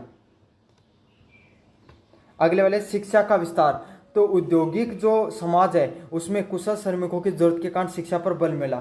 मतलब धीरे धीरे क्या हुआ, मशीनों का उपयोग करने के लिए जो लोगों ने शिक्षा लेना शुरू कर दिया, शिक्षा का महत्व है वो धीरे धीरे और ज़्यादा बढ़ना शुरू हो जाता है। शिक्षा का विस्तार बढ़ता है औद्योगिक क्रांति के बारे में। बाद में निष्कर्ष निकालें तो औद्योगिक क्रांति ने मानव जीवन को अलग अलग जो पहलू है उस पर प्रभावित किया। किस किस पे किया, लोगों के पास पैसा आना शुरू हो गया, काफ़ी लोग जो पूंजीवादी बन गए, अमीर बन गए। तो इससे क्या आर्थिक संपन्नता निकल कर आती है। साथ के साथ फिर क्या होता है, धीरे धीरे जो लोग हैं उनके अंदर सामाजिक असमानता भी फैलती है। पैसे वाले लोगों के पास ज़्यादा अधिकार हो जाते हैं, जो श्रमिक वर्ग है उसका काफ़ी ज़्यादा शोषण बढ़ने लग जाता है। तो इससे क्या होती है, सामाजिक असमानता फैलती है। राजनीतिक चेतना, लोगों को अपने अधिकारों के बारे में पता चलता है कि राजनीति में हमारी भी भागीदारी होनी चाहिए, चाहे वो कोई भी वर्ग हो। तो राजनीतिक रूप से भी लोग समझदार होने शुरू हो जाते हैं। अगला बौद्धिक विचारों का विकास। तो लोगों में ये भी उसके बाद में अलग अलग प्रकार के लेखक हो गए, साहित्यकार हो गए, दर्शनकारी या क्रांतिकारी निकल कर आते हैं। तो लोगों के पास क्या हुआ, उद्योगों के वजह से, जो मशीनों की वजह से समय बचा, और समय बचता है तो इंसान क्या सोचने पर मजबूर होता है। तो उससे क्या उस इंसान का बौद्धिक विकास हुआ। साथ के साथ शिक्षा का विकास भी बढ़ता है। तो इस क्रांति ने विश्व के एक नए विश्व की, आधुनिक विश्व की नींव रखी। इसके साथ समाज में कई भी समस्या भी उत्पन्न की, जैसे बेरोजगारी हो गई, सामाजिक असमानता हो गई, इन जैसी समस्याओं को भी उत्पन्न किया। लेकिन इसके जो परिवर्तन है वो दूरगामी आज प्रभाव है वो आज भी देखे जा सकते हैं। तो ये तो था आपका आधुनिक क्रांति से संबंधित, औद्योगिक क्रांति से संबंधित प्रश्न। आपने, मुझे उम्मीद है, पूरा वीडियो देखा होगा। तो अगर वीडियो पूरा देखा है तो चैनल को जरूर से सब्सक्राइब कर देना। धन्यवाद। बच्चों, मेरा नाम है मोहित और आपका स्वागत है हमारे YouTube चैनल हिस्ट्री चैंपियन में। तो जैसा कि आप जानते हो, आपका BA सेकेंड सेमेस्टर का जो इतिहास का पेपर होता है, आधुनिक विश्व का इतिहास, इससे संबंधित महत्वपूर्ण प्रश्नों की मैं पूरी सीरीज करा रहा हूँ। इसका अगला प्रश्न है, जापान के विश्व शक्ति के उत्थान के विभिन्न चरणों का वर्णन कीजिए। तो जापान है वो पूरी दुनिया में विश्व शक्ति के रूप में उभर कर आता है। उसके अलग अलग चरण होते हैं, उसको आपको अच्छे से वर्णन करना है। तो आपको पता है, हिरोशिमा नागासाकी पे परमाणु बम डालने से पहले जापान है वो चीन की तरह साम्राज्यवादी नीति में विश्वास करता था। वो भी क्या कर देता था, दूसरे देशों पर आक्रमण करो, उस पर राज करो, इस सब नीति पर कार्य करता था। तो यही है कि एक जापान बहुत छोटा सा देश होकर भी इतना शक्तिशाली देश के रूप में कैसे उभर कर आता है, हमें इस पर सविस्तार टिप्पणी करनी है। काफ़ी ज़्यादा मोस्ट इंपॉर्टेंट प्रश्न है ये भी। तो चलो शुरू करते हैं अपन। अगर ये वीडियो पूरा देख लोगे तो निबंधात्मक रूप में प्रश्न आए, चाहे लघुतरात्मक रूप में आए, चाहे अति लघुतरात्मक रूप में प्रश्न आए, आप इसको कर दोगे। तो चलो शुरू करें। इससे पहले आप चैनल को सब्सक्राइब कर दो और वीडियो को लाइक जरूर से कर देना, चैनल को सब्सक्राइब कर देना। तो जापान है, आपको पता है, एक द्विपक्षीय, मतलब एक अलग अलग छोटे छोटे आइलैंडों से मिलकर हुआ एक राष्ट्र होते हुए भी 19वीं और 20वीं शताब्दी में सबसे ज़्यादा विकसित देशों में से एक था। और ये उस समय की, जो आज के समय जो चीन की वैल्यू है, आज के समय में जो देशों की, जो भारत में बड़े बड़े विकसित देशों की वैल्यू है, इंग्लैंड हो गया या फिर जो अमेरिका हो गया, उतना ज़्यादा ये मजबूत था उसमें। ठीक है, इसके पीछे क्या कारण था, औद्योगिक आधुनिकीकरण की नीति। मतलब उसने आधुनिक नीतियों को अपनाया और सेना का विकास किया, सैन्य विकास किया और राष्ट्रीय एकता पर फोकस किया। तो जापान है, उसकी इतनी आधुनिक विकास के पीछे क्या क्या कारण रहे कि वो आधुनिकीकरण की नीति को अपनाया, सैन्य विकास को अपनाया और राष्ट्रीय एकता पर उसने कार्य किया। तो इन सब चीज़ों के कारण क्या हुआ, आधुनिकरण के पास उसके पास खूब पैसा आया, इंडस्ट्रियल रिवॉल्यूशन पे उसने ध्यान दिया, शिक्षा पर खूब कार्य किया, खूब पैसा जो सेना पर इन्वेस्ट किया, तो इससे क्या वो धीरे धीरे शक्तिशाली होता चला गया। तो इसमें पहला है मेइजी पुनः स्थापन। तो मेइजी रिस्टोरेशन होता है कब 1668 के अंदर, वो पहला कारण होता है। तो आपको पता है जो वहाँ का जो 19वीं शताब्दी के अंदर जो वहाँ का सम्राट है मेइजी ने क्या किया, जापान की जो परंपरा थी उसको सामंतवादी व्यवस्था को खत्म कर दिया। मतलब जो जमींदार वर्ग था या फिर जो सामंतवादी जो लोग थे जिनके पास खूब पैसा वो था, उनकी उस परंपरा थी, उस परंपरा को क्या कर दिया, उन्होंने खत्म कर दिया। और इन्होंने अपनी उन्होंने जो जो उस समय पश्चिमी देशों की जो नीतियां चल रही थी, आधुनिकरण की नीतियां, तकनीक, उनको अपनाना शुरू कर दिया। तो उसने उसी समय से देश के विकास पर कार्य करना शुरू किया कि हम पश्चिमी देश जो इतना ज़्यादा विकास कर रहे हैं औद्योगिक क्रांति के बाद में, तो हम भी उनकी जो नई तकनीक है, उनकी जो नीतियां, उसको अपनाना शुरू कर देंगे। जापान है उसने शिक्षा, उद्योग, सेना और प्रशासन में धीरे धीरे सुधार करने शुरू किए। तो जो जापान है उसने वही शिक्षा पर कार्य किया, उद्योगों पर कार्य किया, सेना और प्रशासन में धीरे धीरे सुधार करने शुरू किए, और इन सुधारों के बदौलत ही जापान है वो धीरे धीरे और शक्तिशाली होता चला गया। ठीक है, तो उसने मेइजी रिवॉल्यूशन था उसमें उसने किस नारे को दिया, rich nation and strong army. मतलब एक पैसे वाला धनी देश बनो और अपने खुद के देश की मजबूत आर्मी को बनाओ। 2 नंबर पॉइंट है औद्योगिकरण और आधुनिकरण।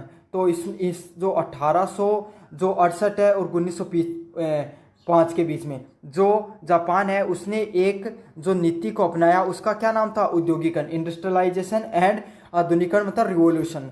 तो इसको अपनाया। इससे क्या हुआ, जापान के अंदर रेलवे हो गई, फैक्ट्री हो गई, बैंकिंग व्यवस्था है और तकनीक शिक्षा है, वो बहुत तेज़ी से फैली। तो आपको पता है जापानीज़ प्रोडक्ट, आज भी कोई भी प्रोडक्ट हो जापानीज़ का, वो सबसे ज़्यादा ट्रस्टेबल और ट्रस्टवर्दी प्रोडक्ट माना जाता है, क्योंकि इन्होंने उस जब 19वीं शताब्दी के अंदर जब 1800 के 68 या के बीच में 1900 तक, तो इन्होंने उस समय तकनीक को अपना लिया था, जो पश्चिमी तकनीक, औद्योगिक तकनीक चल रही थी। जापान के लोग वो मेहनती भी होते थे, इन्होंने अपना भी बौद्धिक विकास करके नई नई तकनीकों का बनाना शुरू कर दिया। तो उससे क्या हुआ, इनके जो रेलवे, फैक्ट्री हो गई और बैंकिंग सिस्टम और तकनीक शिक्षा, वो बहुत तेज़ी से धीरे धीरे उनका विकास होना शुरू हो जाता है।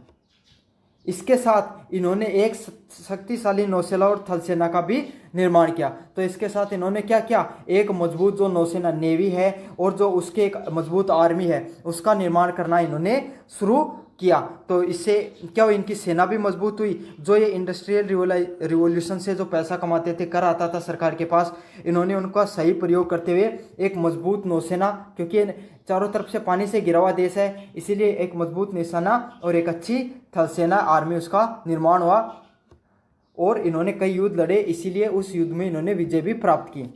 जापान ने आत्मनिर्भर अर्थव्यवस्था की ओर दिशा में कदम बढ़ाया। एक छोटा सा देश था, लेकिन फिर भी इन्होंने क्या नारा दिया कि हम कोई भी देश की जो अर्थव्यवस्था उस पर निर्भर नहीं रहेंगे, हम अपने देश की जो अर्थव्यवस्था है उस पर निर्भर होंगे। तो इन्होंने आत्मनिर्भर अर्थव्यवस्था उस पर जोर देने का प्रयास किया।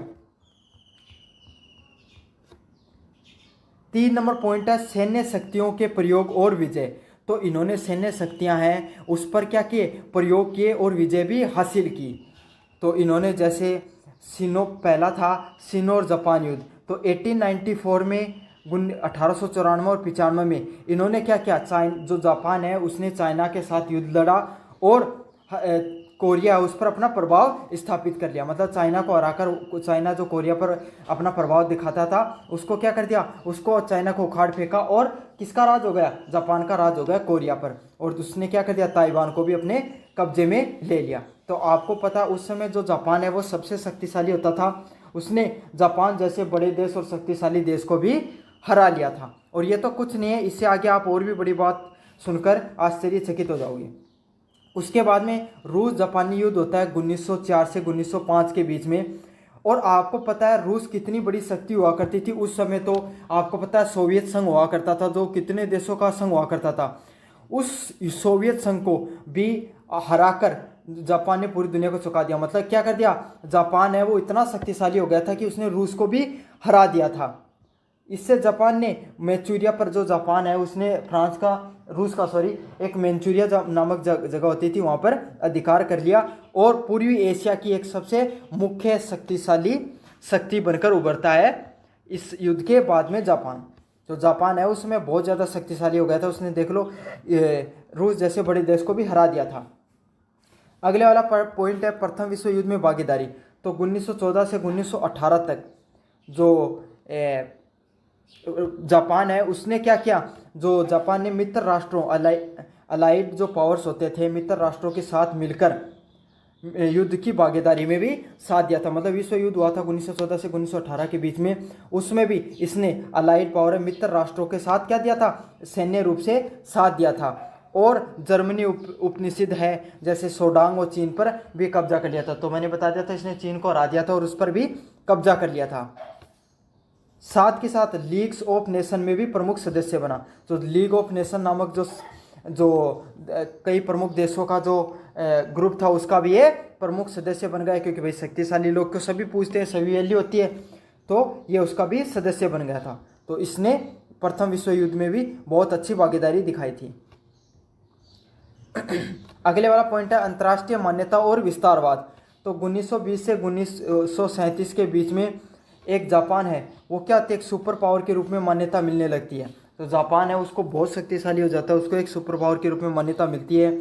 उसने रूस के ऊपर फिर से कब्जा कर लिया था, रूस के जो मैंचूरियन शहर था उस पर 1931 में पुनः कब्जा कर लिया था और 1937 पर इसने चीन पर फिर से आक्रमण कर दिया।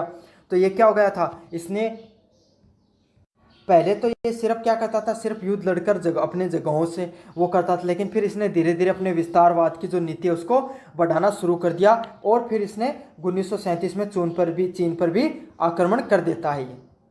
इसलिए चीन और जापान की कभी बनती नहीं है, मतलब जैसे भारत पाकिस्तान की नहीं बनती है ऐसे चीन और जापान की भी कभी बनती नहीं आपस में। द्वितीय विश्व युद्ध और चरम सैन्य शक्ति। तो 1941 से 1945 के बीच में जो जापान है उसकी शक्ति वो सबसे ज़्यादा चरम पर थी। इसने क्या किया, जापान ने अमेरिका के पर्ल हार्बर पर हमला कर दिया 1941 के बाद पर। इसके बाद में इसने एशिया के कई देशों पर कब्जा किया, जैसे थाईलैंड हो गया, फिलीपींस हो गया, बर्मा हो गया। फिर इसने क्या किया, जो नीचे वाले देश थे जापान के नीचे वाले जो दक्षिण एशिया के देश थे वहाँ पर धीरे धीरे कब्जा करना इसने शुरू कर दिया। तो जो छोटे छोटे देश है जैसे थाईलैंड, फिलीपींस और बर्मा हो गया, म्यांमार जैसे देशों पर इसने कब्जा किया। लेकिन होता क्या है 1945 में इस पे हिरोशिमा और जो नागासाकी है उस पर परमाणु बम गिराए जाते हैं और जापान है उसको आत्मसमर्पण करना पड़ता है द्वितीय विश्व युद्ध के अंदर। तो जापान है उसको हिरोशिमा और नागासाकी के जो बम अटैक होते हैं उसमें बहुत सारे नागरिकों की मृत्यु हो जाती है, उसके बाद में जनता के दबाव के बाद में और राजनीतिक दबाव के कारण आत्मसमर्पण करना पड़ता है। अगर जापान पर अगर ये बम नहीं गिराए जाते तो मैं बता देता हूँ आज जो अमेरिका की और जो आप रूस या फिर चाइना की जो स्थिति देखते हो वो स्थिति आज जापान की होती। जापान भी कम नहीं था किसी से। अगले वाला पॉइंट है युद्ध के बाद आर्थिक उत्थान। लेकिन युद्ध होने के बाद में भी जो जापान है वो रुकता नहीं है, अपनी आर्थिक रूप से फिर से मजबूत करता है। तो इसने क्या किया, अमेरिका की सहायता से जापान ने फिर से अपने आप को आर्थिक रूप से पुनः मजबूत बनाया, पुनः निर्माण किया और 1960 से 1980 की दशक में जापान फिर से दुनिया की दूसरी सबसे बड़ी अर्थव्यवस्था बन गया। तो हुआ क्या, उसमें जापान के पास युवा लोग भी थे, काफ़ी मेहनती लोग होते हैं जापान के लोग जो कार्य करने पर बहुत ज़्यादा जोर देते हैं। इसलिए क्या हो गए, वो फिर से दूसरी सबसे बड़ी अर्थव्यवस्था निकल कर आती है। विज्ञान हो गया, तकनीक, इलेक्ट्रॉनिक्स और ऑटोमोबाइल में वो अग्रणी बन गया था। तो आपको पता है आज भी जो फोर्ड जैसी कंपनियां है जिसने ऑटोमोबाइल की दुनिया में एक नई दिशा दी, तो वो कहाँ से निकलती है, जापान से निकल के आते हैं। तो ऐसी कोई टेक्नोलॉजी नहीं थी उसमें जो जापान के द्वारा नहीं बनाई जा रही थी। हर फील्ड में जापान था, तकनीक के मामले में आगे निकल गया था धीरे धीरे। और एक बार फिर है युद्ध के बाद में 1960 से 1980 के बीच में फिर से अपने आप को अर्थव्यवस्था को और मजबूत कर लिया जापान ने। अगला पॉइंट है जापान ने सैन्य सुधार, आधुनिकीकरण और आर्थिक विकास के बल पर विश्व शक्ति बनने का मार्ग तय किया। तो जापान है उसने सैन्य शक्तियाँ और आधुनिकीकरण के आधार पर आर्थिक जो विकास है उस पर जोर दिया और यह एक एशिया का एकमात्र देश था जिसने 19वीं शताब्दी में पश्चिमी देशों की बराबरी की। तो यही एकमात्र ऐसा देश था 19वीं शताब्दी में जिसने 1900 शताब्दी के अंदर, जब एशिया के दोस्त जो उपनिषद काल का मतलब पश्चिमी सभ्यता के पश्चिमी लोगों का क्या हो चुके थे, गुलाम बनते जा रहे थे, उस समय सिर्फ एकमात्र एशिया देश था जिसने इनको, जो पश्चिमी लोग थे, इनके कदम से कदम मिलाकर इनकी बराबरी की। और 20वीं शताब्दी में तो ये सुपर पावर बनकर उभरता है। तो ये होती है जापान की विश्व शक्ति के उत्थान बनने की जो विभिन्न चरण है, उस पर अपन ने इस पर्सन को देखा। मुझे उम्मीद है वीडियो आपने पूरा देखा होगा। तो आपको पर्सन अच्छा लगा तो चैनल को जरूर से सब्सक्राइब करना। तो मेरा नाम है मोहित और आपका स्वागत है हमारे यूट्यूब चैनल यूनिवर्सिटी चैंपियन में। तो जैसा कि आप जानते हो, आपका बीए सेकेंड सेमेस्टर का आधुनिक विश्व का इतिहास, इससे संबंधित जो पेपर होने वाला है, उससे संबंधित मैं सभी महत्वपूर्ण प्रश्नों को आपके सामने लेकर आया हूं।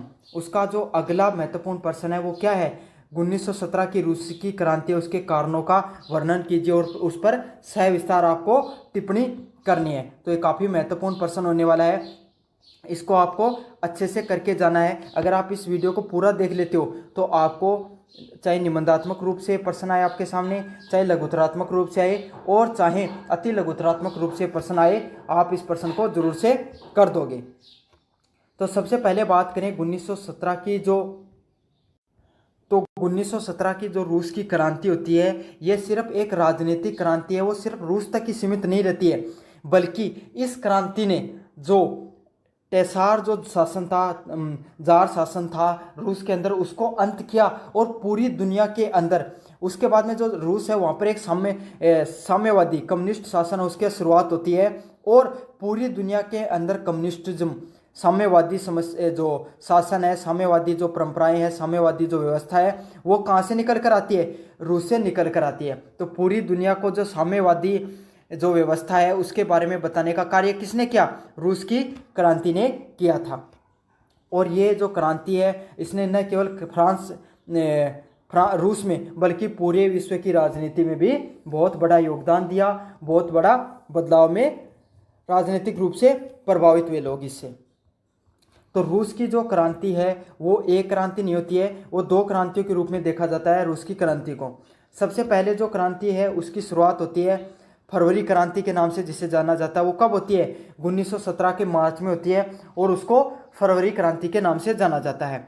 तो इसमें क्या होता है, वहाँ का जो राजा होता है जार निकोलस द्वितीय, उसका क्या कर दिया जाता है, उसको सत्ता से बेदखल कर दिया जाता है, उसको सत्ता से उखाड़ कर फेंक दिया जाता है। तो जो मार्च की क्रांति है या फरवरी क्रांति जिसको नाम से जानते हैं, उस समय क्या होता है, जो वहाँ का जो राजा था जार निकोलस, उसको सत्ता से बेदखल करने का कार्य किया जाता है। फिर अगली क्रांति निकल के आती है अक्टूबर की क्रांति। तो अक्टूबर की क्रांति होती है, उस समय जो लेनिन के नेतृत्व में की जाती है और बेलोशेविकों को की सत्ता पर कब्जा कर लिया जाता है। तो ये दो क्रांतियां निकल कर आती है रूस की क्रांति में, जिनका बहुत अधिक महत्वपूर्ण योगदान रहता है। अब है रूस की क्रांति के प्रमुख कारण। तो रूस की क्रांति है, उसके प्रमुख कारण क्या क्या रहते हैं। तो पहला कारण है, जो सबसे प्रमुख कारण है जो रूस की क्रांति है वो होती है, और जनता में आक्रोश क्यों फैलता है रूस की जनता में, इसको अपन समझने का प्रयास करेंगे। सबसे पहले जार शासन की निरकुशलता, मतलब निरकुशता। जो जार शासक था, जो वहाँ पे जार जो साम्राज्य था, राजवंश था, वो राज करता था रूस के ऊपर, उसका क्या करता था, वो एकदम एक तो अयोग्य था, वो तो ना तो जनता की कोई सुनता था, ना जनता के लिए कोई कार्य करता था, और एक असक्षम और था सत्ता को चलाने के लिए। साथ के साथ वो पूरे तरीके से एक तानाशाही शासक भी था। ठीक है, उस समय ना तो जनता के पास कोई राजनीतिक अधिकार होते थे, ना बोलने की कोई स्वतंत्रता होती थी। तो ये जो जार शासक होता था, इसके जार द्वितीय, इसके समय ना तो लोगों के पास ना कोई अधिकार थे, ना ही जनता राजा से किसी प्रकार के कोई सवाल पूछ सकती थी। तो इससे क्या हुआ, जनता में धीरे धीरे अपने अधिकारों के प्रति, आपको पता है उस समय फ्रांस की क्रांति हुई, इटली की क्रांति हुई, अमेरिका की क्रांति हुई। तो इसने जो रूस के लोग हैं उनके भी विचारधारा को बदलने का प्रयास किया, उन लोगों में विद्रोह की भावना बढ़ दी जार साम्राज्य के प्रति। अगले वाला पॉइंट है कृषि और किसानों की दुर्दशा। तो उस समय क्या होता था, उस समय जो रूस के किसान थे वो अधिकतर किसान कैसे थे, गरीब थे, अशिक्षित थे और भूमिहीन थे। तो उस समय जो किसान थे उनकी बहुत बुरी दुर्दशा थी रूस के अंदर। उसमें लगभग जो किसान थे वो बहुत ज़्यादा गरीब थे, अशिक्षित थे, उनके पास बहुत ज़्यादा भूमि भी नहीं थी। तो इसी के कारण जो रूस के लोग हैं वो बहुत ज़्यादा परेशान हो रखे थे, क्योंकि गरीब, अशिक्षा और जो भूमिहीनता थी, मजदूर वर्ग को, श्रमिक वर्ग को काफ़ी ज़्यादा अर्थ जो उनकी अर्थव्यवस्था नहीं बढ़ रही थी, तो गरीबी के कारण लोगों के जीवन है वो दुर्भर होता जा रहा था और वो धीरे धीरे और ज़्यादा परेशान होते चले गए और विद्रोह की भावना उनके अंदर और बढ़ती चली गई। अगले वाला पॉइंट क्या है, साथ के साथ जो सामंतवादी जो जमींदारी प्रथा वो भी खत्म नहीं की गई थी, इसलिए जो जमींदार वर्ग था, वो जो श्रमिक वर्ग था, जो पैसे वाले लोग थे, वो श्रमिकों पर और जो गरीब लोग हैं उन पर क्या करते थे, अत्याचार करते थे श्रम के नाम पर। जो वो चाहते थे उतनी देर उनसे श्रम कराते थे, समय पर पैसा नहीं देते थे, मजदूरी भी बहुत कम देते थे। तो इस कारण जो कृषि है और किसानों की दुर्दशा ने भी वहाँ पर क्रांति करने में महत्वपूर्ण योगदान दिया। अगले वाला पॉइंट है औद्योगिक श्रमिकों की खराब स्थिति।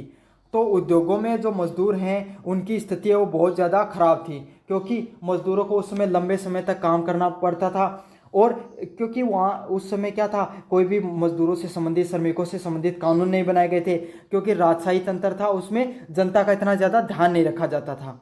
तो लंबे समय तक काम करना पड़ता था, मजदूरी भी कम थी और काम की हालत भी बहुत ख़राब थी। मजदूरों के सुरक्षा से संबंधित भी कोई उपाय नहीं कर रखे थे। तो यही होता था, जब लोगों को पता चला कि हम इतनी देर काम करते हैं, ये लोग इतना पैसा कमाते हैं और हमें कुछ भी नहीं देते हैं, तो धीरे धीरे लोगों के अंदर एक बौद्धिक चेतना आती है और लोग एक होकर हड़ताल है और आंदोलन करना शुरू कर देते हैं। तो धीरे धीरे क्या हो जाएगा, होता है, हड़ताल है, आंदोलन है वो और विद्रोह है वो धीरे धीरे एक रेगुलर वे में होने शुरू हो जाते हैं, धीरे धीरे होने शुरू हो जाते हैं। अगले वाला पॉइंट है 1905 की असफल क्रांति। तो 1905 है उसको खूनी रविवार के मतलब खूनी रविवार के नाम से जाना जाता है, जिसने जनता को गुस्से में भर दिया। ठीक है, तो 1905 की जो क्रांति है वो असफल तो रही थी, लेकिन लोगों में क्रांतिकारी भावना और गुस्सा बना रहा। लेकिन 1905 के अंदर भी एक जो क्रांति है वो निकल कर आती है, जिसमें क्या होता है, राजा वो बहुत सारे लोगों को मना देता है, और वो रविवार के दिन हुई थी उस क्रांति को, तो इसीलिए क्या बोला जाता है, उसको खूनी रविवार के रूप में जाना जाता है। इस क्रांति के बाद में लोगों को एक नई चेतना मिलती है, लोगों में एक नई साहस बढ़ जाता है राजा के खिलाफ। ये क्रांति भारत के 1857 की क्रांति की तरह असफल तो रहती है रसिया में, लेकिन इससे क्या हो जाता है, लोगों में क्रांतिकारी भावना और गुस्सा है वो बढ़ जाता है और फिर से क्रांति करने के लिए वो प्रेरित हो जाते हैं। 5 नंबर प्रश्न है 1914 से 1918 के बीच में जो प्रथम विश्व युद्ध हुआ था उसका क्या महत्वपूर्ण कारण रहा।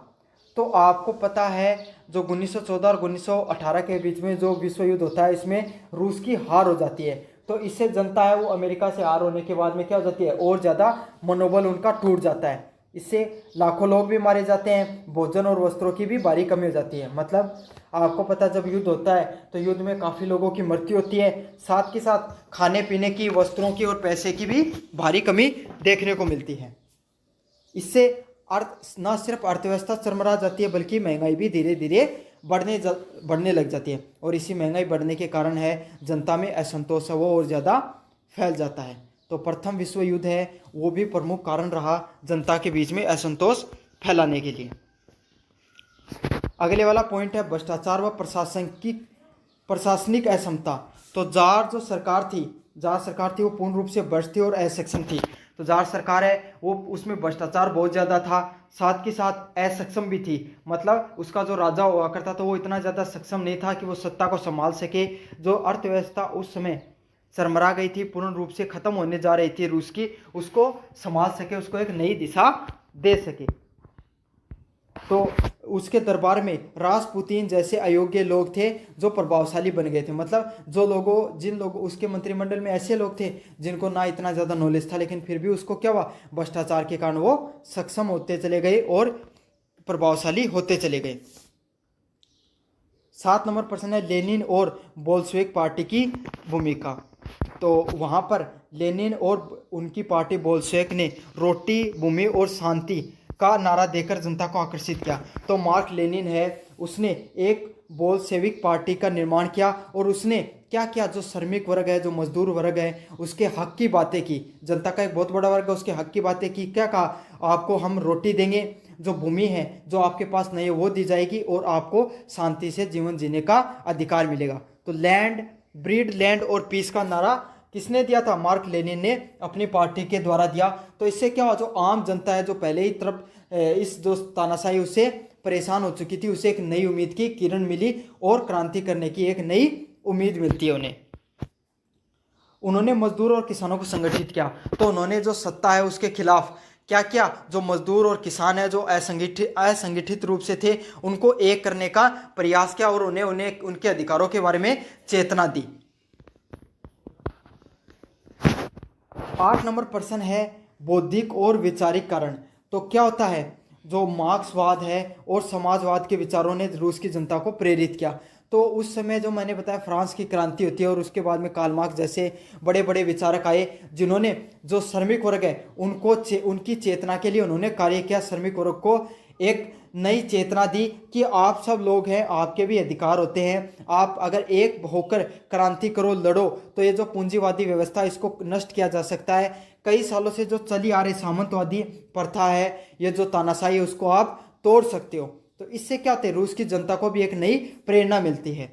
और उस समय जो समाजवाद है, मतलब समाज के हर वर्ग के पास अपने जो जीने के अधिकार होते हैं, उनके पास भी अधिकार होने चाहिए, ये वाली जो विचार है, ये व्यवस्था ये बहुत ज़्यादा फैल रही थी। लोकतंत्र जैसी प्रणालियाँ भी हैं, वो यूरोप में बहुत ज़्यादा प्रचलित हो रही थी। तो यही सब चीज़ें देखकर रूस के लोग भी काफ़ी ज़्यादा प्रभावित हुए।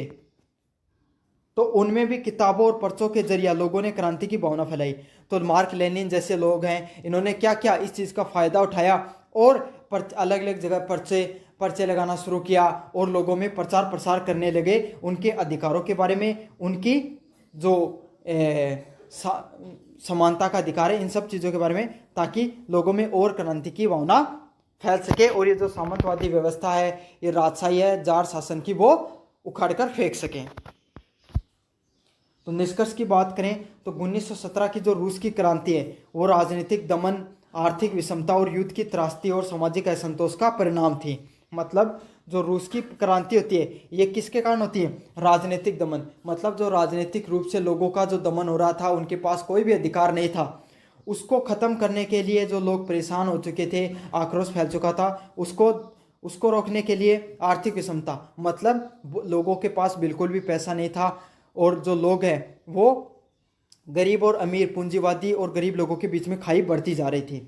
युद्ध की त्रासदी, तो युद्ध है वो प्रथम विश्व युद्ध के बाद में लोग हैं वो वैसे ही तृप्त हो चुके थे, परेशान हो चुके थे, साथ में रूस को हार और मिल गई थी, तो इससे लोगों का मनोबल भी टूट गया था। आर्थिक रूप से तो नुकसान हुआ ही था, साथ के साथ उनका मनोबल भी टूट गया था, वो मानसिक रूप से भी परेशान हो गए थे। और सामाजिक असंतोष, तो समाज का अलग अलग वर्ग है, जो बहुत बड़ा तबका है श्रमिक वर्ग का, वो क्या था, उसके शोषण हो रहा था, तो वो उसके अंदर बहुत ज़्यादा असंतोष था। तो इस क्रांति ने दुनिया के पहले कम्युनिस्ट राज्य की शुरुआत की और शीत युद्ध की नींव रखी। तो इसके बाद में रूस के अंदर दुनिया में पहली बार कम्युनिस्ट जो राज्य है उसकी स्थापना होती है और शीत युद्ध है उसके बाद में लड़ा जाता है और उसके बाद में सोवियत संघ की टूटकर रूस में बदलता है। तो ये सब चीज़ें हैं जो रूस की जो 1917 की जो क्रांति हुई थी उसके बारे में प्रमुख बातें हैं जो मैंने बता दी हैं। ये इसमें कैसा भी प्रश्न आए, चाहे लघुतरात्मक आए, चाहे निबंधात्मक आए, चाहे अति लघुतरात्मक आए, आप बहुत आराम से इन प्रश्न को कर लोगे।